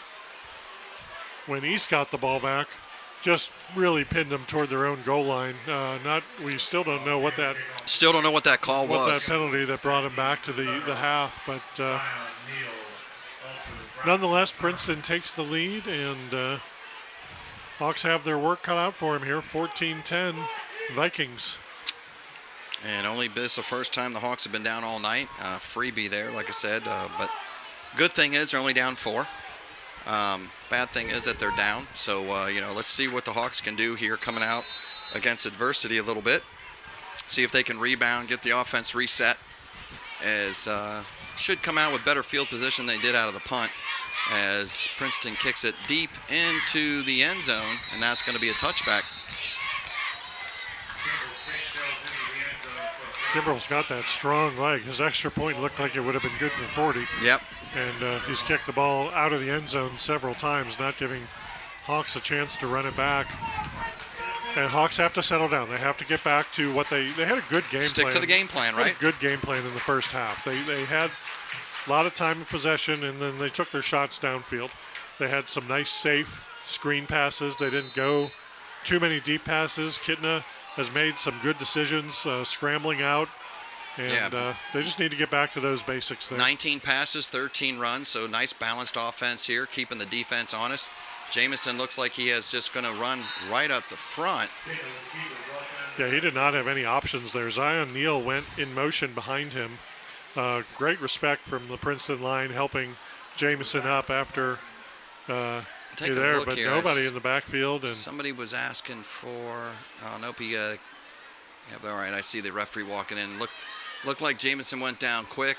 Maybe he got horse collar, but they got up underneath his front shoulder pad. gain of 0 for Kitna. And now he has backs on both flanked on both sides of him. Shotgun formation, and he hands it off now to Hooks. Gonna need a big one from Ryder here. You know, he's typically good for a big break open run here, 1 or 2 a game. And there's Peck in the game number 17 as well, but Ryder Hooks, that big Princeton defensive line. Yeah, got strong. Like to see those big 71s and 77s and 72s engaged, not walking around there towards the end of the play. So the offensive line's going to have to buckle down a little bit, get a little gritty, and grind something out here on this possession, as the Hawks definitely need to move the ball, as 11 is just getting in there frequently. Jamison running around, finds some time, and completes it, but I see some more laundry, as the laundromat is definitely open tonight. Yeah, Kitna does a good job rolling left and finds Ryder Hooks downfield, who dives and pulls it in. We're going to see what the call is. Initial reaction seems like it's against Princeton, because Hawks are staying put where they are. They're going to come over to Coach John Kitna and ask if he wants the result of the penalty or the result of the play. Coach Kitna makes a decision again. Just keep a close eye there. 11's giving the Hawks a lot of trouble in the backfield, and giving big number 77 there, Tyler Meadows, all he can handle there. So the D1 prospect there, Jarrett, as you can see here, Ken, he comes flying around, flushes him. Kitna almost spins right into him. The center, Gabriel Abdonar, now had a Hooker good block gets a also. Nice spin move there. Big Ryder Hook running down the sidelines, pumping them legs. And like I said, it always takes one for him to break. And now you get some dudes fired up. Coach Kitna wants them to get right to the line of scrimmage and go right back to it. You see Ryder breaks look that at first that one. right there. I think that's left button and B at the same time on PlayStation to get that spin move. That is the spinner.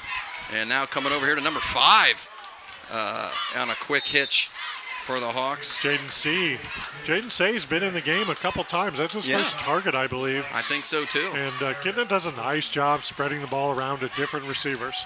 He keeps the defense on their toes. They're going to go hurry up again here. Kitna in the backfield with Hooks to his left. And now they look to the sideline to see if the play could change. But nice job getting up to the line of scrimmage, not letting the defense adjust. And Kitna's back to pass here. Blitz.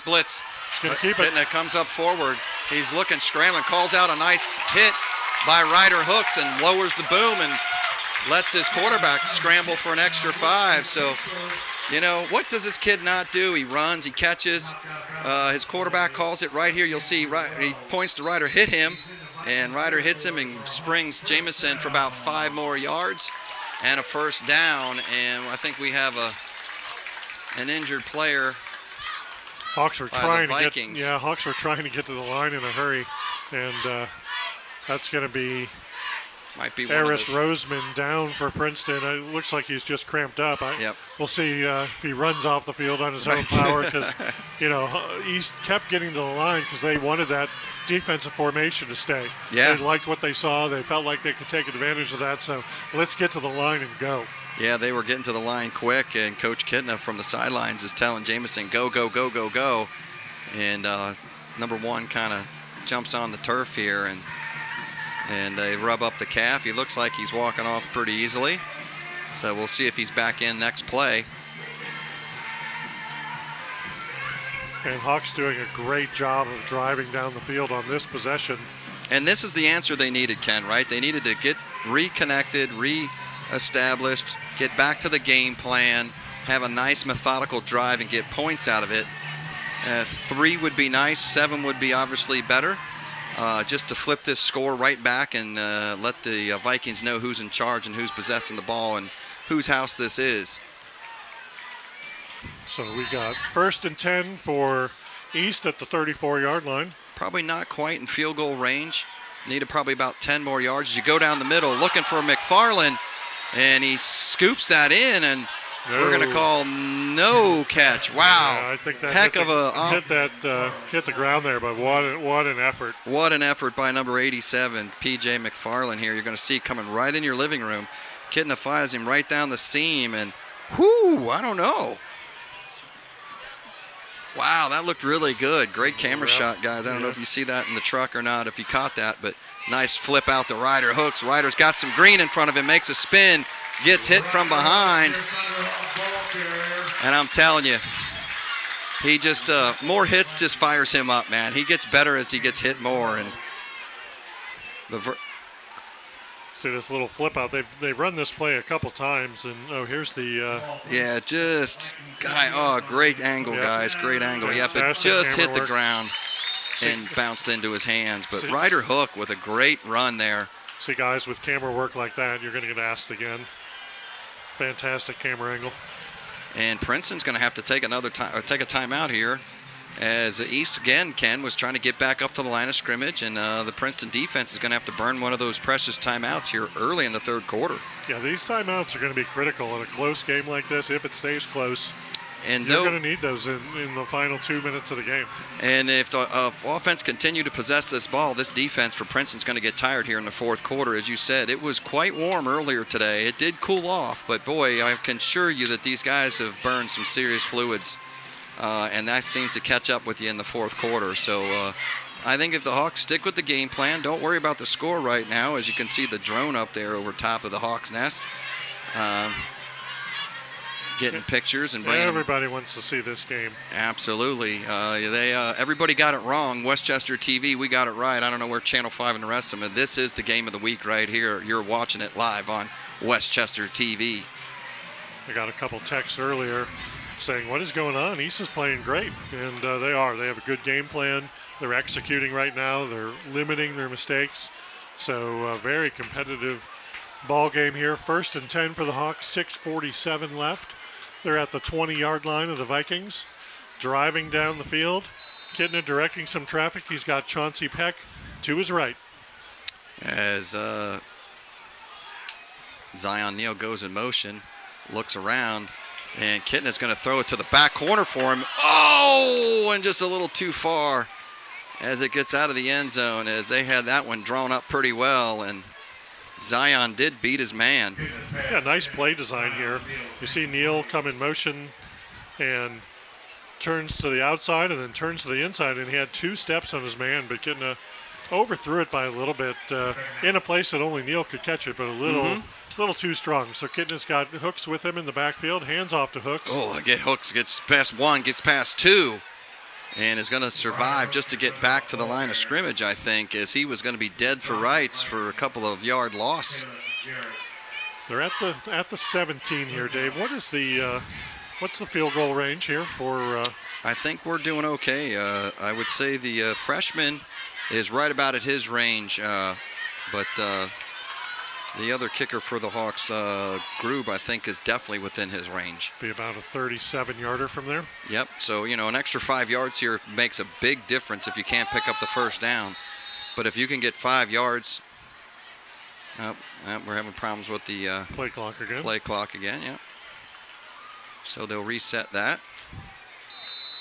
Yeah, you need at least 5 here. I mean, you are in field goal range, but that 5 will make a huge difference. Big difference. But why not go for 10 yards or more? And but make sure you got something safe underneath to get the 5, as Kitna's going to actually get dropped in the backfield. The last thing you needed was a sack, and I think that's going to be the first sack of the night for the Vikings. Shelvin Hivitt coming through the line and dropping Kitna there. Hivitt's been one of their leading tacklers there, and Hooks comes through, and Hooks was open, but Kitna couldn't get it to him, got dragged behind by Hivitt, and we are going to see attempt a field goal here. This is going to be Tyler Gruber, the senior. His turn up. So right down the middle here, as the Hawks line up, sets, hits, it's up, and it's got enough distance, but just to the right. So that's like we said, that 5 yards would have made all the difference. We actually lost 2 on that. So, 7 yards, that lets him put a little bit of different English on it. And the Hawks come up short there. Good drive, but boy, they really wanted points out of that drive, Ken. Yeah, they were coming down the field. They were quickly moving down the field, getting up to the line of scrimmage in a hurry, taking advantage of Princeton's offense, made Princeton burn a timeout. But to fall short there, definitely not what the outcome they wanted. So Princeton has the ball at the East 22, and Hawks need a defensive stop here. Princeton coming off their block punt special team score. Their offense hasn't moved the ball too well against East, and game of field position here. So go back to my 2 keys of the game for the Hawks. That high-powered offense, is it going to click so far? It's been clicking pretty well. And then will the defense be able to stand up and the secondary hold Bricks from going downfield? And so far, that's been the case. So just some more of that, and the Hawks will be in a good shape. Stick to the game plan, right? I think, being down 4, I think they probably thought they would be in this position, and they've been up most of the game. And there's a nice slashing tackle coming up from the DB from Cruz, number 9. Yeah, there's Princeton going back to David Hambrick there, which has been their bread and butter offense, but we got a shed block there, and just coming from the safety position, Connor Cruz comes up, makes the big hit after a 4-yard gain for Hambrick. Like you said, Ken, that is their offense. It's all Brick and Hambrick is totally their offense. You can see it on the sheets. You can see it on the film. It goes right back to Hambrick, and he scampers up through the middle here. Going to get some good positive yardage. Looks like he got exactly 1 yard more than the first down. So Princeton's going to move the chains, and they're going to get to the line in a hurry. A lot of quick-paced play here. Point being, I was trying to make there, Ken, is 18-3, right? If you're on the defensive side of the ball, especially Reap, I mean, you just read 18-3 and keep a close eye on them, because that is 90% of the time you're going to be right. So Birch here, shotgun formation with, it's not Hambrick behind him. I'm not sure. I think that's number 2. Who that is next to him. Fitzpatrick, maybe. Yep, the other player who's gotten a couple carries, but Birch drops back. Right back, going to number 9 the whole way, his favorite target. And if it isn't Birch or Hambrick, it is definitely number 9, Myrie. Landon Myrie there with the catch, and immediately tackled, though, as soon as he caught the ball. Good route, but defensive tackle there by Landon Myrie, their number 1 receiver out of that tight end position, and number 2 in the GMC with 225 yards with a couple of catches tonight. So when Birch is looking to throw, he's usually looking for number 9, as now he hands it off, keeps it, and flips it out there, and not too much going. And I think that's going to be a loss of yardage. Hawks did a good job of staying contained there. Prior to that, the tackle was by Enzo Technica. Okay. And that time, Birch flips it over to Hunter. Antonio Hunter, number 0. Kind of bubbles out, and option play there for Hunter. But 3rd down and 5, and Hawks need to stop in a big way. They need to get their man Metz Gideon off the field, which they do in time. So 3rd and 5, big 3rd down here for the Hawk defense. If they could hold them, they're definitely going to be in a punting situation, as Birch is in the shotgun, looking to throw all the way, looking for number 9. No, going to throw it underneath to 0. And I think he's going to come up with the catch. Yeah, that's Antonio Hunter, who was laying on the ground, and Birch found him laying there. We do have a flag on the play.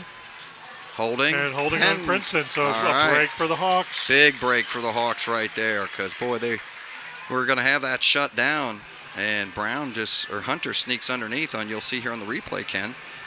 He's coming from the right, from your left to your right, and he just gets it right in there. Not a lot of coverage on him at all. He was wide open. And Miles Metz was in pursuit of the quarterback, and he's the one that got held and drew the flag. So 3rd and 15 for the Vikings.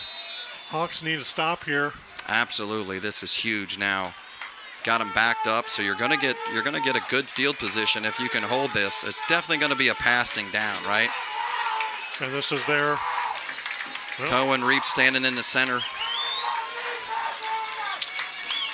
Him and Schroyer. D-backs are back. Birch looks Gonna get there, downfield. gonna get flushed out. He's almost gonna get sacked as number 22 is there. He's running for his life, gets away from 20. That's 2 guys he gets away from. And that's gonna be out of bounds right in front of the Hawks bench. But boy, you Hawks could have came up big there with a sack, which would have lost big yardage here. So again, we said not many quarterbacks would do this, but Birch keeps the play alive and has a man downfield here. He almost Connects there. completed that to the diving. And again, Nolte with a couple of chances to get in there and take him down for a big loss and just cannot get a hold of any piece of Birch to grab him. But that's the defensive stop that the Hawks needed. Absolutely. Got to get the ball back in decent field position, you'd hope. You got the punt returner back about the 35-yard line here. And Hawks definitely setting up for the return. That's going to go off the side of his foot and going to get a nice Princeton roll out of that as it's going to go down to about the 22-yard line. So kind of went off the side of the foot, but boy, you got a nice roll off of that when it hit the turf and favored the Vikings. yeah, that's always nice to get the fairway bounce and get the extra 10, 15 yards of spin and roll on the ball. A little over 56 yards, I think he gets out of that. So that's a big one for the Vikings and backs the Hawks up actually down to the 21-yard line. So they flip the field on the Hawks. Hawks need to be mistake-free here. You've got Jamison Kitna under center, man in motion. Not often do you see that. Jamison under center, fakes it, rolls out right, hits number 19 out of the backfield. He's got Green in front of him, Ken, and he's going to scamper all the way up over the 42-yard line and get a big first down for the Hawks. Yeah, that's Carter Jones spinning around in the backfield. We're going to watch this again. And Kitna fakes the handoff to Hooks and rolls right. And sometimes Jones that's was going that way the whole time. That's what Ryder Hooks brings to the offense, right? That whole defensive line and linebackers all keyed on him and went with him. Kitna rolls out the opposite direction and hits a big one for about 22 yards and brings it up to the 41-yard line, maybe 42-yard line. Yeah, longest play of the night for the Hawks, and this Now time the it handoff does go to Hooks. Hooks, and he gets ripped down from behind after gaining a yard. So good balance of run and pass here. You can't be predictable against this good Princeton athletic defense, so you got to continually mix it up. Peck comes into the game here. And you've There's got the band in the house. Got Kitna flanked on both sides, one Hooks and one Peck. And now see if we can get a pass out of the backfield. Looks like hard False count start, yep. drew the 17. Princeton offsides. Yep. So caught Overson, the defensive tackle. Another one of those D1 looks for the Vikings. A little too anxious on that one, and that'll be a free 5 yards and bring up second and short.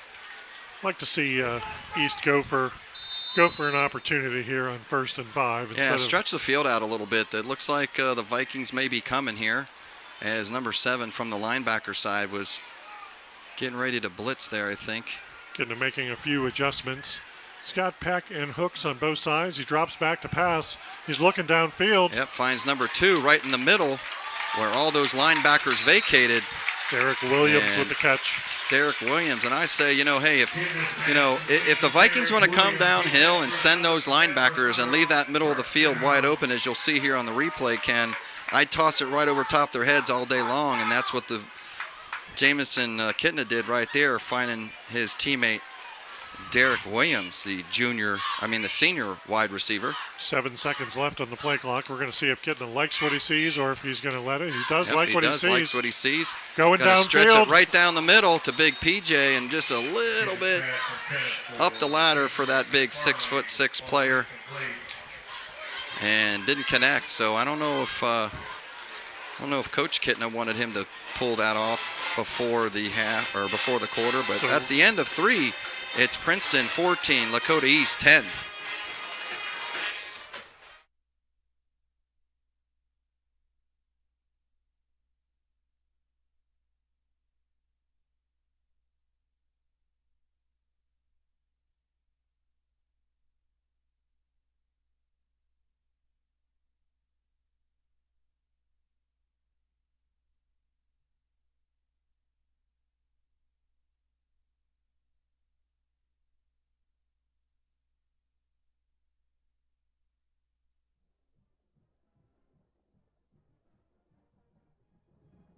Ladies and gentlemen, welcome back to Lakota East High School, Ken. And boy, do we have a good one here in the Hawks' nest. Hawks going down here a little bit in the third quarter on a bad snap on a punt after getting pinned down inside their 10-yard line there, and gave a free one over to the Princeton Vikings as they blocked the punt and then scooped it up in the end zone for 6. Yeah, relatively uneventful third quarter, except that special teams. Hawks tried to onside kick to start the quarter, recovered it, but they were out of bounds. Princeton punted to the Hawks and pinned them deep and then blocked their punt for the easy scoop and score on a bad snap. But Hawks are driving here, unfathomed by the Princeton touchdown, and Hawks have the ball 2nd and 10 on Princeton's side of the field. Jamison rolls left. It's going to be a keeper the whole way. Finds a little seam, breaks a tackle, and then gets all the way down past the 30-yard line to the 28-yard line for another Hawk first down. So, yeah, Ken, we still don't know what the play was. There was a freak penalty there that pushed the Hawks down there that made that happen. As we see the replay here, as this is a run all the way as Jamison just scampers through a couple of good blocks and breaks one tackle, and then is able to reach the sticks and a little bit more for a first down inside the 30-yard line. You love to see that from Jamison Kitna, just tucking and running. Big, strong body, hard to bring down. Oh, we're going to see, yep, false start. Something didn't look right there.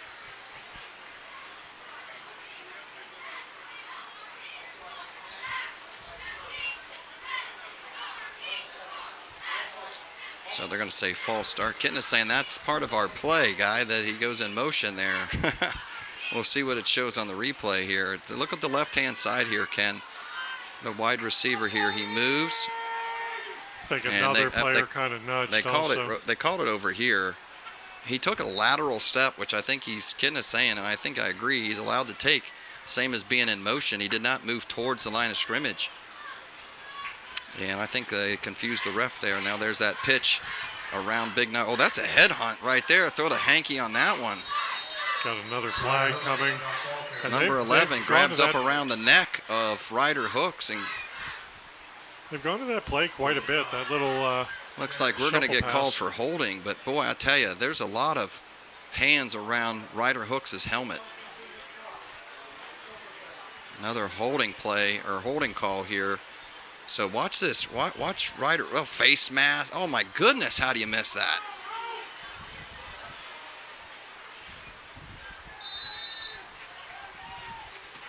And they got called for, Eastgate called for holding in the trenches, but. This started as a promising drive, and now you got 1st and 25. So still on this side of the 50-yard line, but definitely out of field goal range now. And the Hawks need to be able to move the ball downfield. Looks right down the middle, finds P.J. McFarland that time, and gets a big chunk of that back on first down, Ken, inside the 30 again. McFarland having a great game tonight. This is the best I've seen him play, where he comes across and Kitna finds him. Nice strong arm throw. P.J. gets 15 yards back. That is definitely the East bread and butter right there, man. It's that short 8, 10, 12, 15-yard play. Jamison zips it in there and always seems successful for the Hawks as they bring up now 2nd and 11. And Jamison goes right back. Oh, big hit by the Vikings on that side. Little high over there to number 2, Williams.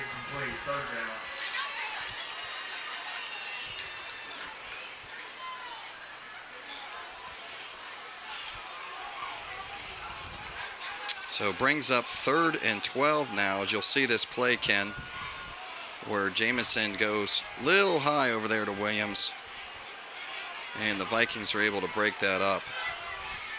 So that brings up 3rd and 12, and the Hawks definitely need positive yardage here to get in field goal range. They might be in 4-down territory, not too for sure.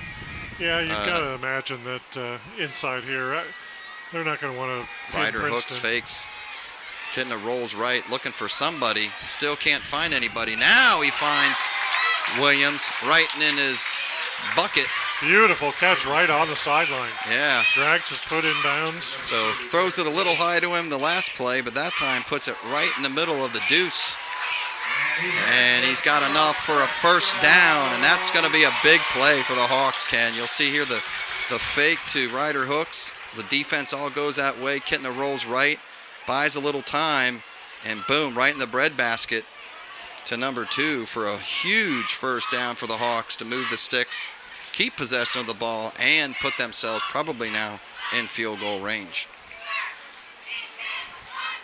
Kitna in the shotgun, hands that off to Hooks, got a blocker, squeaks through, gets some good yardage and gets downfield, and now is inside the 15-yard line, maybe down to the 12.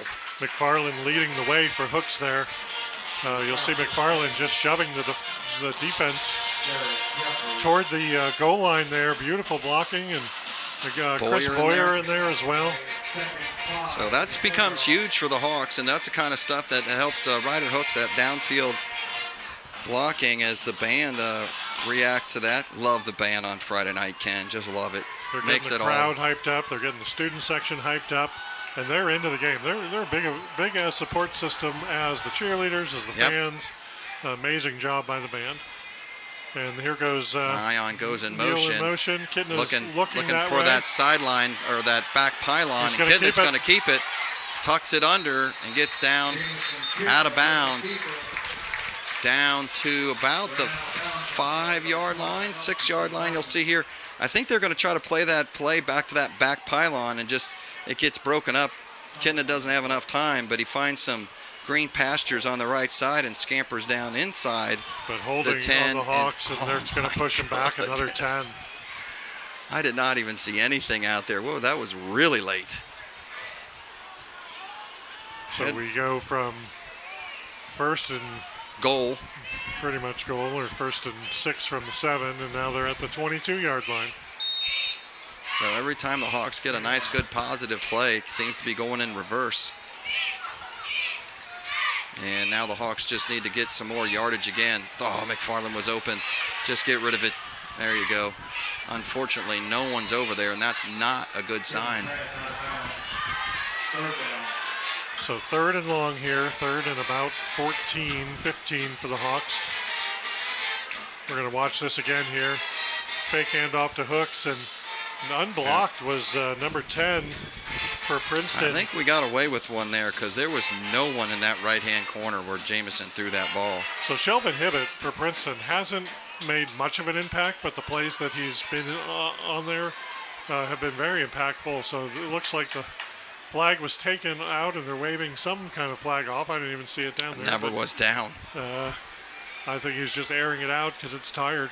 A couple of the Princeton players were asking for a flag, but I think the referees missed that one, which benefited the Hawks here. So now we're going to get a delay of game.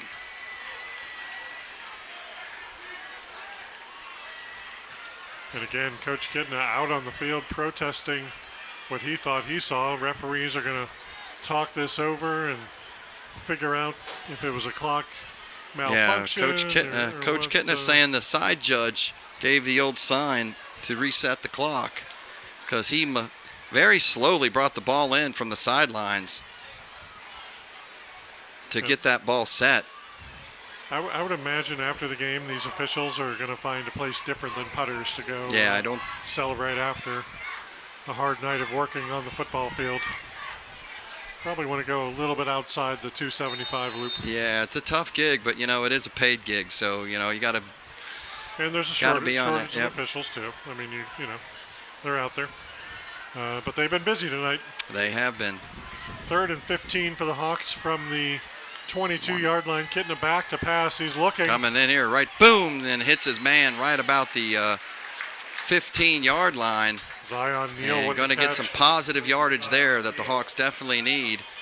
So what do you do? Bring Dave? up 4th and 15, and and I think you kick it. Left down 4. Do you want the points? Or, I think I'd take points here. And that's exactly what the Hawks are going to do. They're going to send out A.J. Fitzsimmons to attempt the. It's going to be a 32-yard field goal here.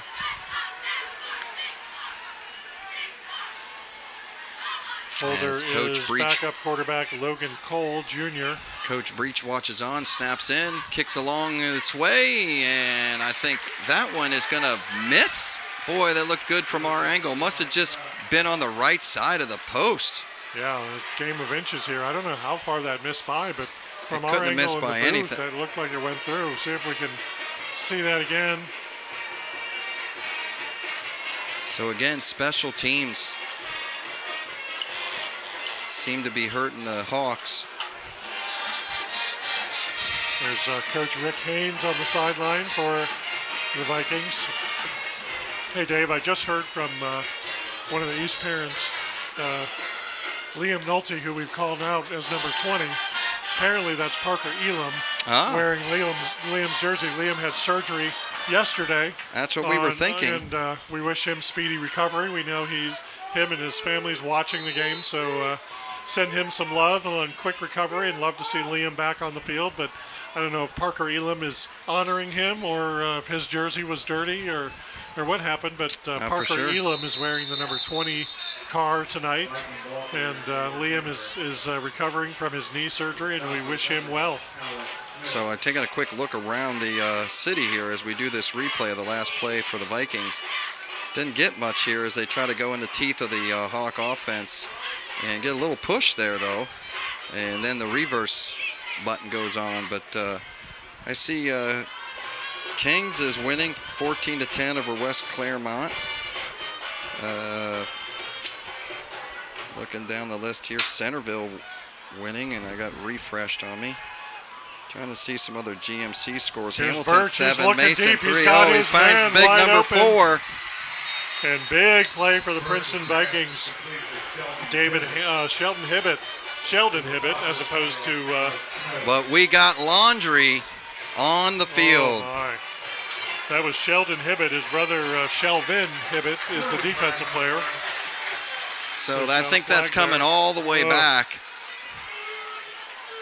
as I think the Vikings may have had ineligible man downfield potentially, and that's what it'll be.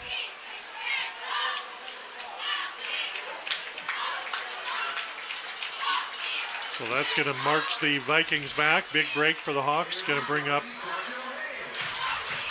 So Ken, now I get a few GMC scores here. Hamilton 7, Mason 3 as we rewatch this replay. Going to see who's upfield and just by a step or wow, two. But 4 is just way behind the DBs on there in no man's land.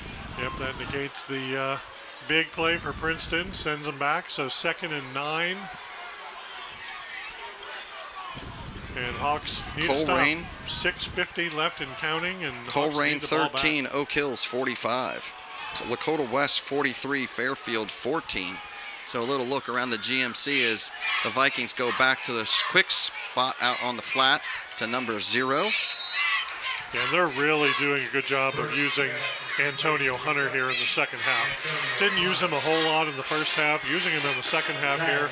Just a quick little pitch out to him after the play action handoff to Hambrick.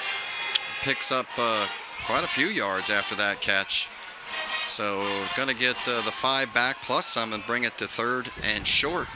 And you would expect a heavy dose of Hambrick here with the clock running down here in the 4th quarter. And there's a handoff right up the middle. Hawks stop and the Hawks put a barricade on that line of scrimmage, and they're going to force a 4th down here. So this brings up a big play for the Vikings. You'll see here, Ken. Watch the line here come through. You've got who else but Cohen Reap making the huge tackle there. It's going to bring up 4th and 2 for the Vikings, and they are going to punt the ball. What do we always say? 4th and 2. What do you do? And but don't be confused here who their punter is. So Hawks need to be on their P's and Q's here because Birch, the quarterback, is also their punter. I wouldn't think you would do it on this side of the field, but I've seen crazier stuff in high school football at 4th and 2. And he's quite deep here. You'd think he'd be up a little bit if they were thinking about faking the ball, but. And I think they just got to delay a game. Yeah, they took a little too long to get the snap off. Obviously, yeah, delay a game. And you can't burn a timeout there. If you're Princeton, you might need your timeout. So, going to improve the field position most likely for the Hawks unless he gets the big bounce that he got last time. So if the Birch was trying to make the Hawks think twice about, well, maybe I'll just snap this to myself and run, or quick snap, I think this is going to be a punt all the way. And the Hawks should be in good position here for fielding. As the snap is away, kick is off. squibbler, and they're going to get the roll again. Not much of a roll, but nice job going away from the ball to make sure it doesn't hit you. For East is going to have the ball about the 40-yard line, so Yep, a 60-yard field. 39 is going to be about where they're going to put the beanie down. And Hawks would be set up in great field position here with 5:03 left in the game. And now, Ken, you know what you need to do. With the missed field goal, this is all about put the ball in the end zone and end this game, right? Yeah, you got to get down the field. 17-14. And you got to be non-predictable, if that's a word, Dave. You got to Right. You got to pass when they think you're going to run. You got to run when they think you're going to pass. And be smart about your offense here. So Kidna hands it off to Hooks here. Yep, goes Hooks off the right side, nowhere to go. Nowhere to go. Running into that teeth of the defense for the Vikings, number 11 over there, Jarrett, who's been if anybody's been messing up the Lakota East offense, it's been number 11 from that outside linebacker. And you'll see here on the replay, McFarland gets tied up with him, and Ryder Hooks is looking for a seam and just can't find it. And 11 gets a paw on him. Coach Kidna wanted a quick movement. He wanted him at the line in a hurry. And the referees took forever to get this ball in there. My goodness. Well, they don't want Princeton to be able to sub on defense. They want to keep There's a full tipped ball that could have been disastrous for the Hawks on an INT there. As the Hawks were able to dodge the bullet here, you'll see Ken Kidna's in the shotgun. Steps up in the pocket, zips one. Greg Williams gets no, that's not Greg Williams. That's yeah, he had his man. Had his man, but 3rd and 9 all of a sudden. Zion Neal was open, but the Vikings are able to get the ball tipped away, and now Kidna gets flushed out of the pocket and is just trying to get the ball over to Ryder Hooks, and that's going to be a quick 3 and out for the Hawks, and not a good series there. Like you said, Ken, you needed to just be methodical, move the ball slowly, and yeah, no choice for the Hawks but to punt here. If it was 4th and shorter, absolutely, maybe you go for it, but not 4th and 9. There's plenty of ball game left with 4:22. And the Vikings have nobody really back right now. Their deepest guy's only 15 yards off the ball. Oh, he gets a good one. Oh, he gets a good one when you needed it. Now let's get that. Oh, no, don't be so quick to grab that, young man. Let that bounce and see what it does, because if that thing is that high of a bounce, boy, you're getting another 10-yard roll out of that thing. A good high kick. Oh, and we've got a penalty here on Princeton. Roughing the Line kicker. of scrimmage. They roughed the kicker. Let's see what happens here. There's the kick. And wow, that's going to be a first kicker. down for the Hawks. Oh, my goodness. Big hit, roughing the kicker. And, boy, you never want to see the kicker get hit, but that is going to be a gift for the Hawks right there. It's going to be an automatic first down. It's going to be 15 yards from the line of scrimmage. And that puts the Hawks in Princeton territory at the 45 with 4 minutes and 14 seconds left. And, boy, if you needed a resuscitation, you just got it right there. Getting it back to pass, and he's looking for... Number 19 tosses it up to him. Oh, and he just waits for it to come on down with a big catch. Carter Jones, and for a guy who hasn't played a lot, Carter Jones is making a name for himself today. Yeah, watch this replay, Ken. Jamison gets flushed out, and he just throws the ball in the air and there's 11 causing havoc, and he just throws it up and lets his receiver run underneath it. And 19, boy, Carter Jones makes a great adjustment to the ball and gets underneath it for a huge first down for the Hawks. Nowhere to go for Hooks on first down, but Carter Jones had to turn around and look that ball into his arms. And I'll tell you, Ken, I'm going to make just since the half, the Princeton defense definitely has changed for Ryder Hooks. They are keying on him. I mean, I don't think he's had more than 2 positive yards per carry in the last couple of carries. So you almost have to look at Ryder Hooks as a decoy or do something out of the backfield with him.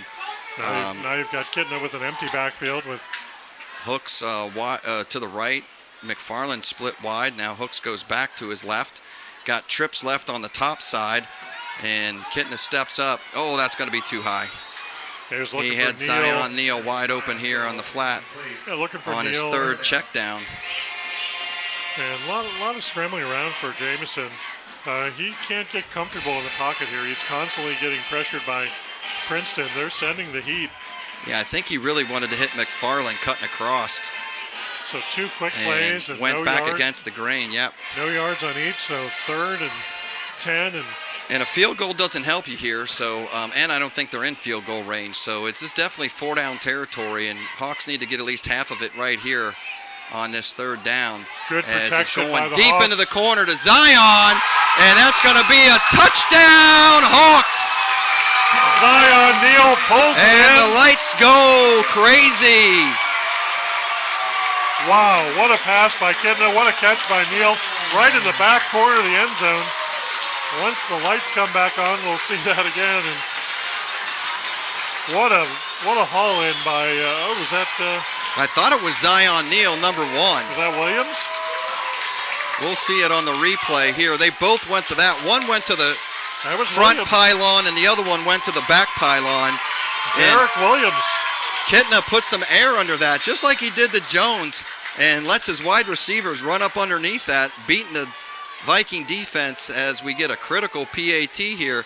Snaps down, kicks up. Oh, and we hit the post. Oh, special teams, but here we are back to the replay. Kidna in the shotgun.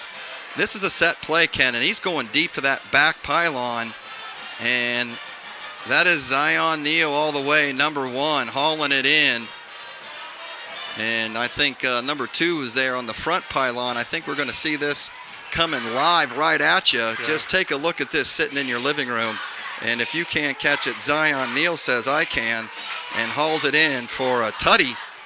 Yeah, and gets a big 6 points, but boy. The impact of that extra point means could be a big difference. Master of the obvious here, but yeah. Now instead of a field goal opportunity tying the game, now Princeton could win on a field goal. But I don't know anything about their kicker. I don't know his range. I know his extra point looked pretty deep, but so special teams continue to haunt the Hawks here. So this will be interesting because all the Hawks kicks have been short. They've I done say 2 can get deep. pop-ups and they've done it onside. I say send this thing deep. I would say go deep as the fans get a little unruly underneath the press box here. And there's the Hawks with a big kick. Going to take him back inside the end zone, and that's going to be an automatic touchback. Yeah, high school you are not allowed to run it out of the end zone. Run that out, so they're going to pull that out to the 25. And what the doctor ordered for the Hawks, the score there late in the 4th quarter. Defense has to step up. So the Princeton Vikings will start at their 20-yard line. And Dave, think of how the Princeton scored. They had the one good drive, but their other score was basically a special teams block punt score. So Hawks have done a good job against Princeton here. They're going to get the ball at the 20. So it's going to come down to the defense, Ken, just like we started this broadcast. And the Hawks are going to have to lean on the defense hard here. And boy, we're got to see big number 14 jump in here and make something happen for his defense. Birch and he has every week. Yep, Birch finds Fitzpatrick over the middle there, gain of about 9. So I would not play this conservative. I'd play it the same way you've been playing it all night, and I'd unleash the beast and let Cohen Reap do his thing. Yeah, their secondary. Quick play here by Back. Birch. He gets flushed forward, got some running room, and he's going to scamper for a while now, Ken, and almost make it all the way to midfield. So a broken play turns into a big gainer. Yeah, close to a 21-yard gain. You see here, just nobody from the Hawks can catch up with him. As Birch gets flushed out of the pocket and has probably the biggest play of the game so far for the Vikings. So Birch has Hambrick next to him. He Birch gets back, the pass, fires, looks to the side. Broken tackle, and number 0. Antonio Hunter, that's his man lately. Yep, that's been who he's been looking at for coming out of the backfield. And this time, Hunter's wide left here. He just spins, takes 5 yards and turns around and breaks a tackle. But boy, Paceford, his number 22, punishes him there. And he felt that one. And Demarius Stanley coming from behind and really putting the wood on him. Hunter is down after that tackle. But, yeah, Schroyer missed him. And, you don't want your safeties being your leading tacklers here on this drive. Princeton's in a hurry up. They're trying to go fast. Obviously, the clock stopped now with the injury. Yep. But again, how crucial is it that they don't have to get to the end zone? They only have do to not get have to inside get the to the 20 end right zone. now for an opportunity to win. And with 2:19 and 2 timeouts, it's plenty of time for the Vikings. The clock is not against them at all. And the Hawks really they have to shut it down right here. Good to see Hunter up. He's up and running. That's great to field. see.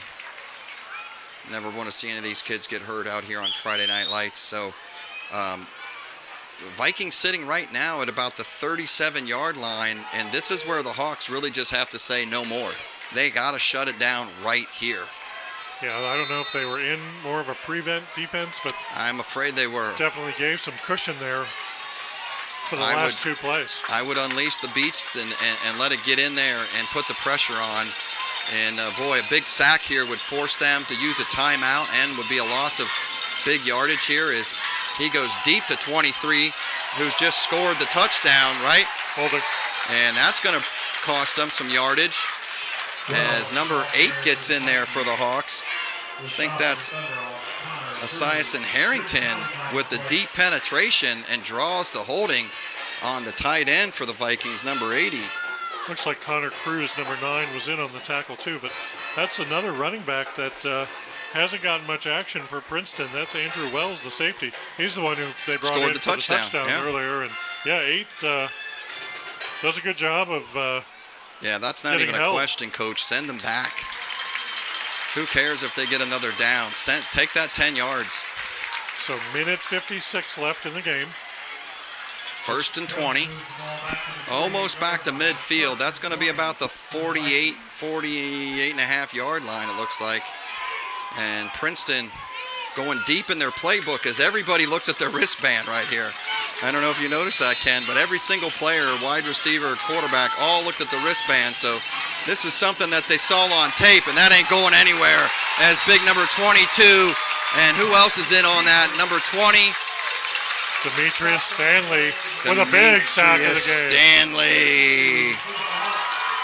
And he hasn't been that impactful today. He's done a good job on the line, but that's a big-time play by Stanley, spinning out of his blocker, and also Demetrius Stanley bumping up those stats. He's got 3 tackles for loss so far this year. May have been Trey Jeffrey in on that. Stanley seems to show up in the 4th quarter. He showed up last week in Hamilton in the 4th quarter, and boy, you know they're throwing nothing here but deep. And so that's going to be incomplete. And that's going to bring up 3rd and 10. I'll tell you, I would unleash Cohen Reap here, Ken. Let him do what he does best and go after the quarterback. Intended target was so this place is going to go crazy as the press box is shaken up here on 3rd and 18. As the Hawks defense has got to put the stop down here. This is 4-down territory, though, right? You got to know that they're going to go, not going to try to get all this in one shot, as the Hawks are pretty deep. And I'm suspecting the Vikings are going to throw underneath for about a 10-yarder. As he gets through, number 10, he goes deep. Got a man down there, and he's oh, no way! There's no way! That is the we'll have to wait and see, Ken. But both players are waiting on that ball.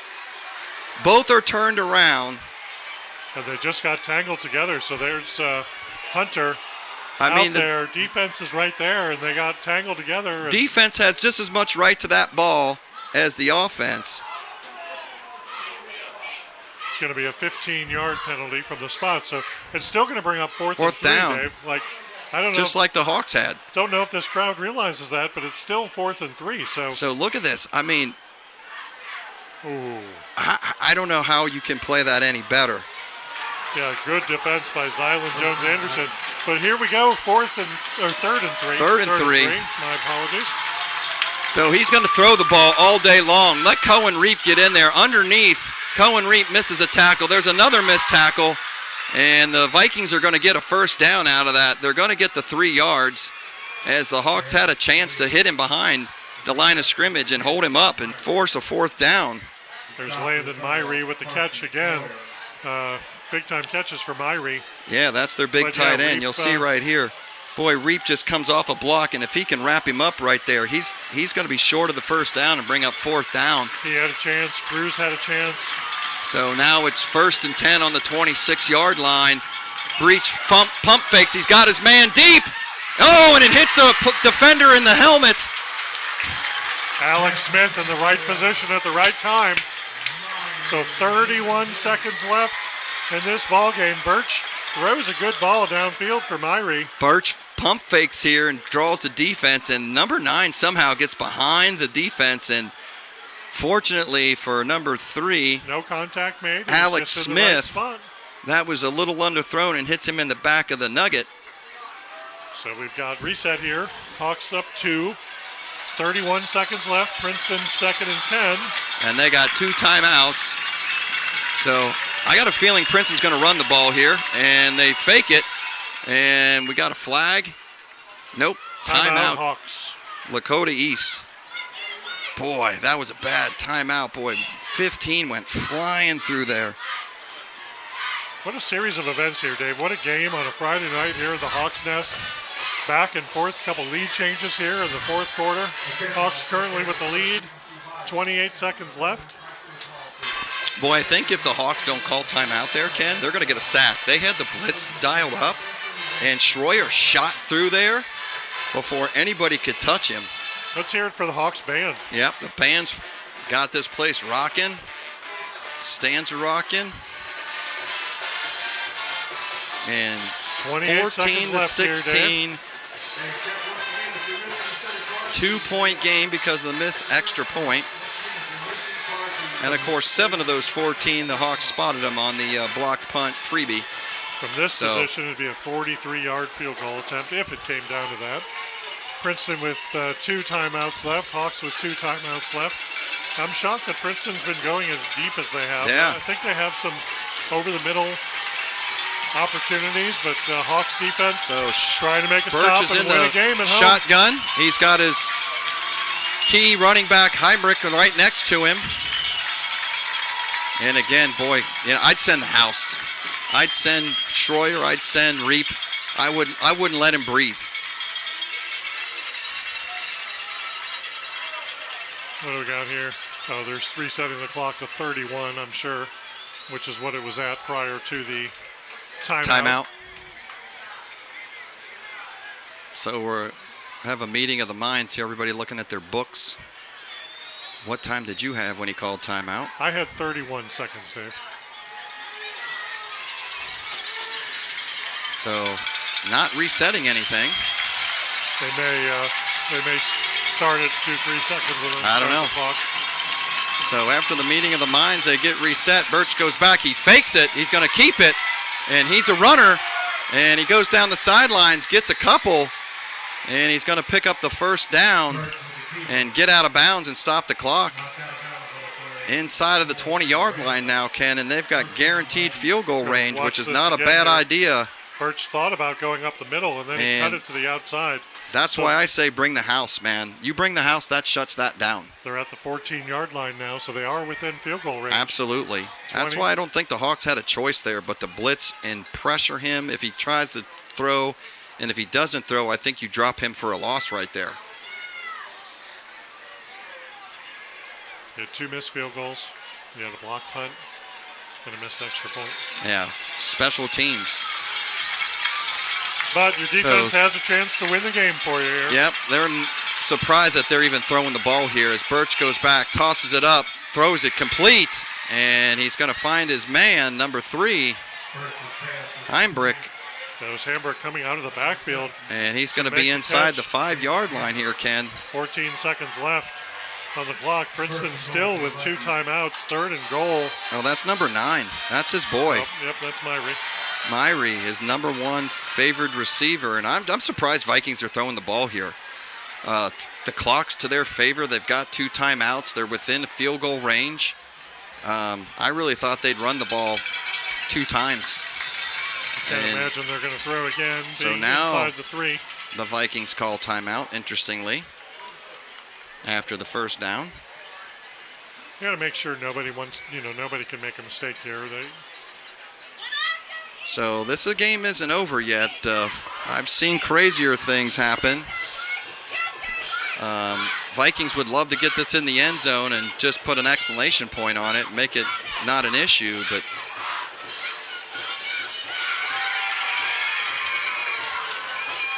if the Hawks can hold them here and just force a kick, many things can happen on a kick. Do you part the Red Sea and allow them to score quickly so that you get the ball back? I don't think with 14 seconds. Yeah, if you had a minute left, sure. Yeah, I think that opportunity is over.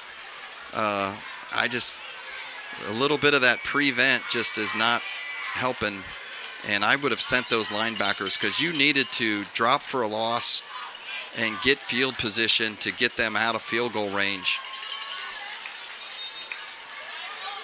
So here we go. Princeton with the ball, 14 seconds left. First and goal at the 3, down 2.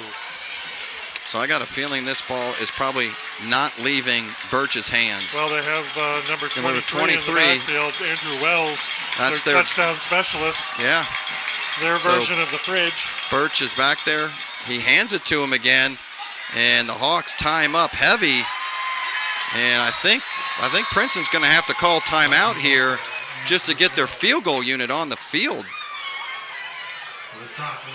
I don't know if you saw the Hawks trying to strip the ball there. Watch on the tackle, they were trying to punch the ball out from Wells, but he goes up the middle, and they're scrapping to try and get the ball. Look who's underneath that pile there, Ken. And Reap's trying to rip the ball out of his hands. Number 14 is Stroyer. 15 is on top.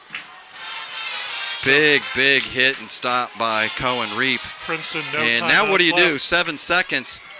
If you try to run a play here and you don't execute it, they have to kick. You're going to run out of time. Yeah, they they burned their last time out, so I think this is academic for the Vikings. They're going to have to bring their field goal unit on and kick this from the right hash, which is not going to be easy. And we can just hope and pray that the yellow posts get in the way here. Or the yellow flag. Or the yellow flag, which we've seen plenty of tonight. The referee's going to consult one another again, make sure everybody's on the same page. But how about this? The 2 back-to-back games coming down to a field goal at the end. Yeah. Unfortunately, this is not for a win for the Hawks setup. But, Hamilton had their chance last week. They had the ball first. Hawks defense held them, and they missed their try, which then gave the ball to the Hawks, and they drove down just like this to the inside the 5. Dave, this is high school football. Anything can happen. Like you said, flags, snaps. As you pointed out, Ken, the way that the Vikings are really even in this game is a low snap to the punter who had to scoop it up and try to get it off real quick, and it ends up getting blocked, and they recovered in the end zone. And not sure what's taking so long on this timeout. This seems to be an extra long timeout. It is not a TV timeout, I can tell you that. It's the extended. We are still live here. Extended multi-version. There was 7 seconds on the clock, and now there's 1. Yeah, so not too for sure. This is an extra long timeout. So here we go. And as the Vikings break their huddle, and the Hawks are going to break theirs. See how loud your crowd can get. And one thing, you can't be offsides here, though, as the Hawks, right? You're in front of the student section. If your student section can get loud, maybe cause some confusion on the snap. And you can't get offsides here, right? You can't be offsides as the Hawks. And you want to try to block this. Birch is the holder on this. So Birch is the holder. Kicker is. I'd call timeout if I was Coach Kitten. I'd make this kid think about it a little bit longer, and I think he is. Yeah, and this kicker has shown he's got a pretty strong leg. Cole Kimball, Jr., hasn't been rattled at all in terms of... So far, yeah, he's been pretty steady on what he's seen tonight. But as you said, it is high school football. It is Friday night. It is the opponent's backyard. So a lot of things going through number 19's head there. 1 second left. And the Hawks do have one more TO. As we... Well, gamesmanship by Coach Kidna. Yep.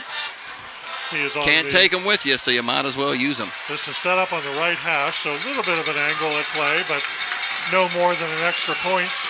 Right, from the 10-yard line, so 20-yard kick as Reap jumps up and down, trying to cause some havoc. There's a snap, it's away, it's the knuckleball, and it's good. And the Princeton Vikings are going to escape a 1-point lead. 1-point win as the clock runs out in regulation here at the Hawks Nest. 17-16, and wow, what a game here tonight, Ken. Yeah, good game, Dave. There's your final. Princeton 17, Lakota East 16. And thanks for watching us on Westchester TV. We'll see you next time. Good night.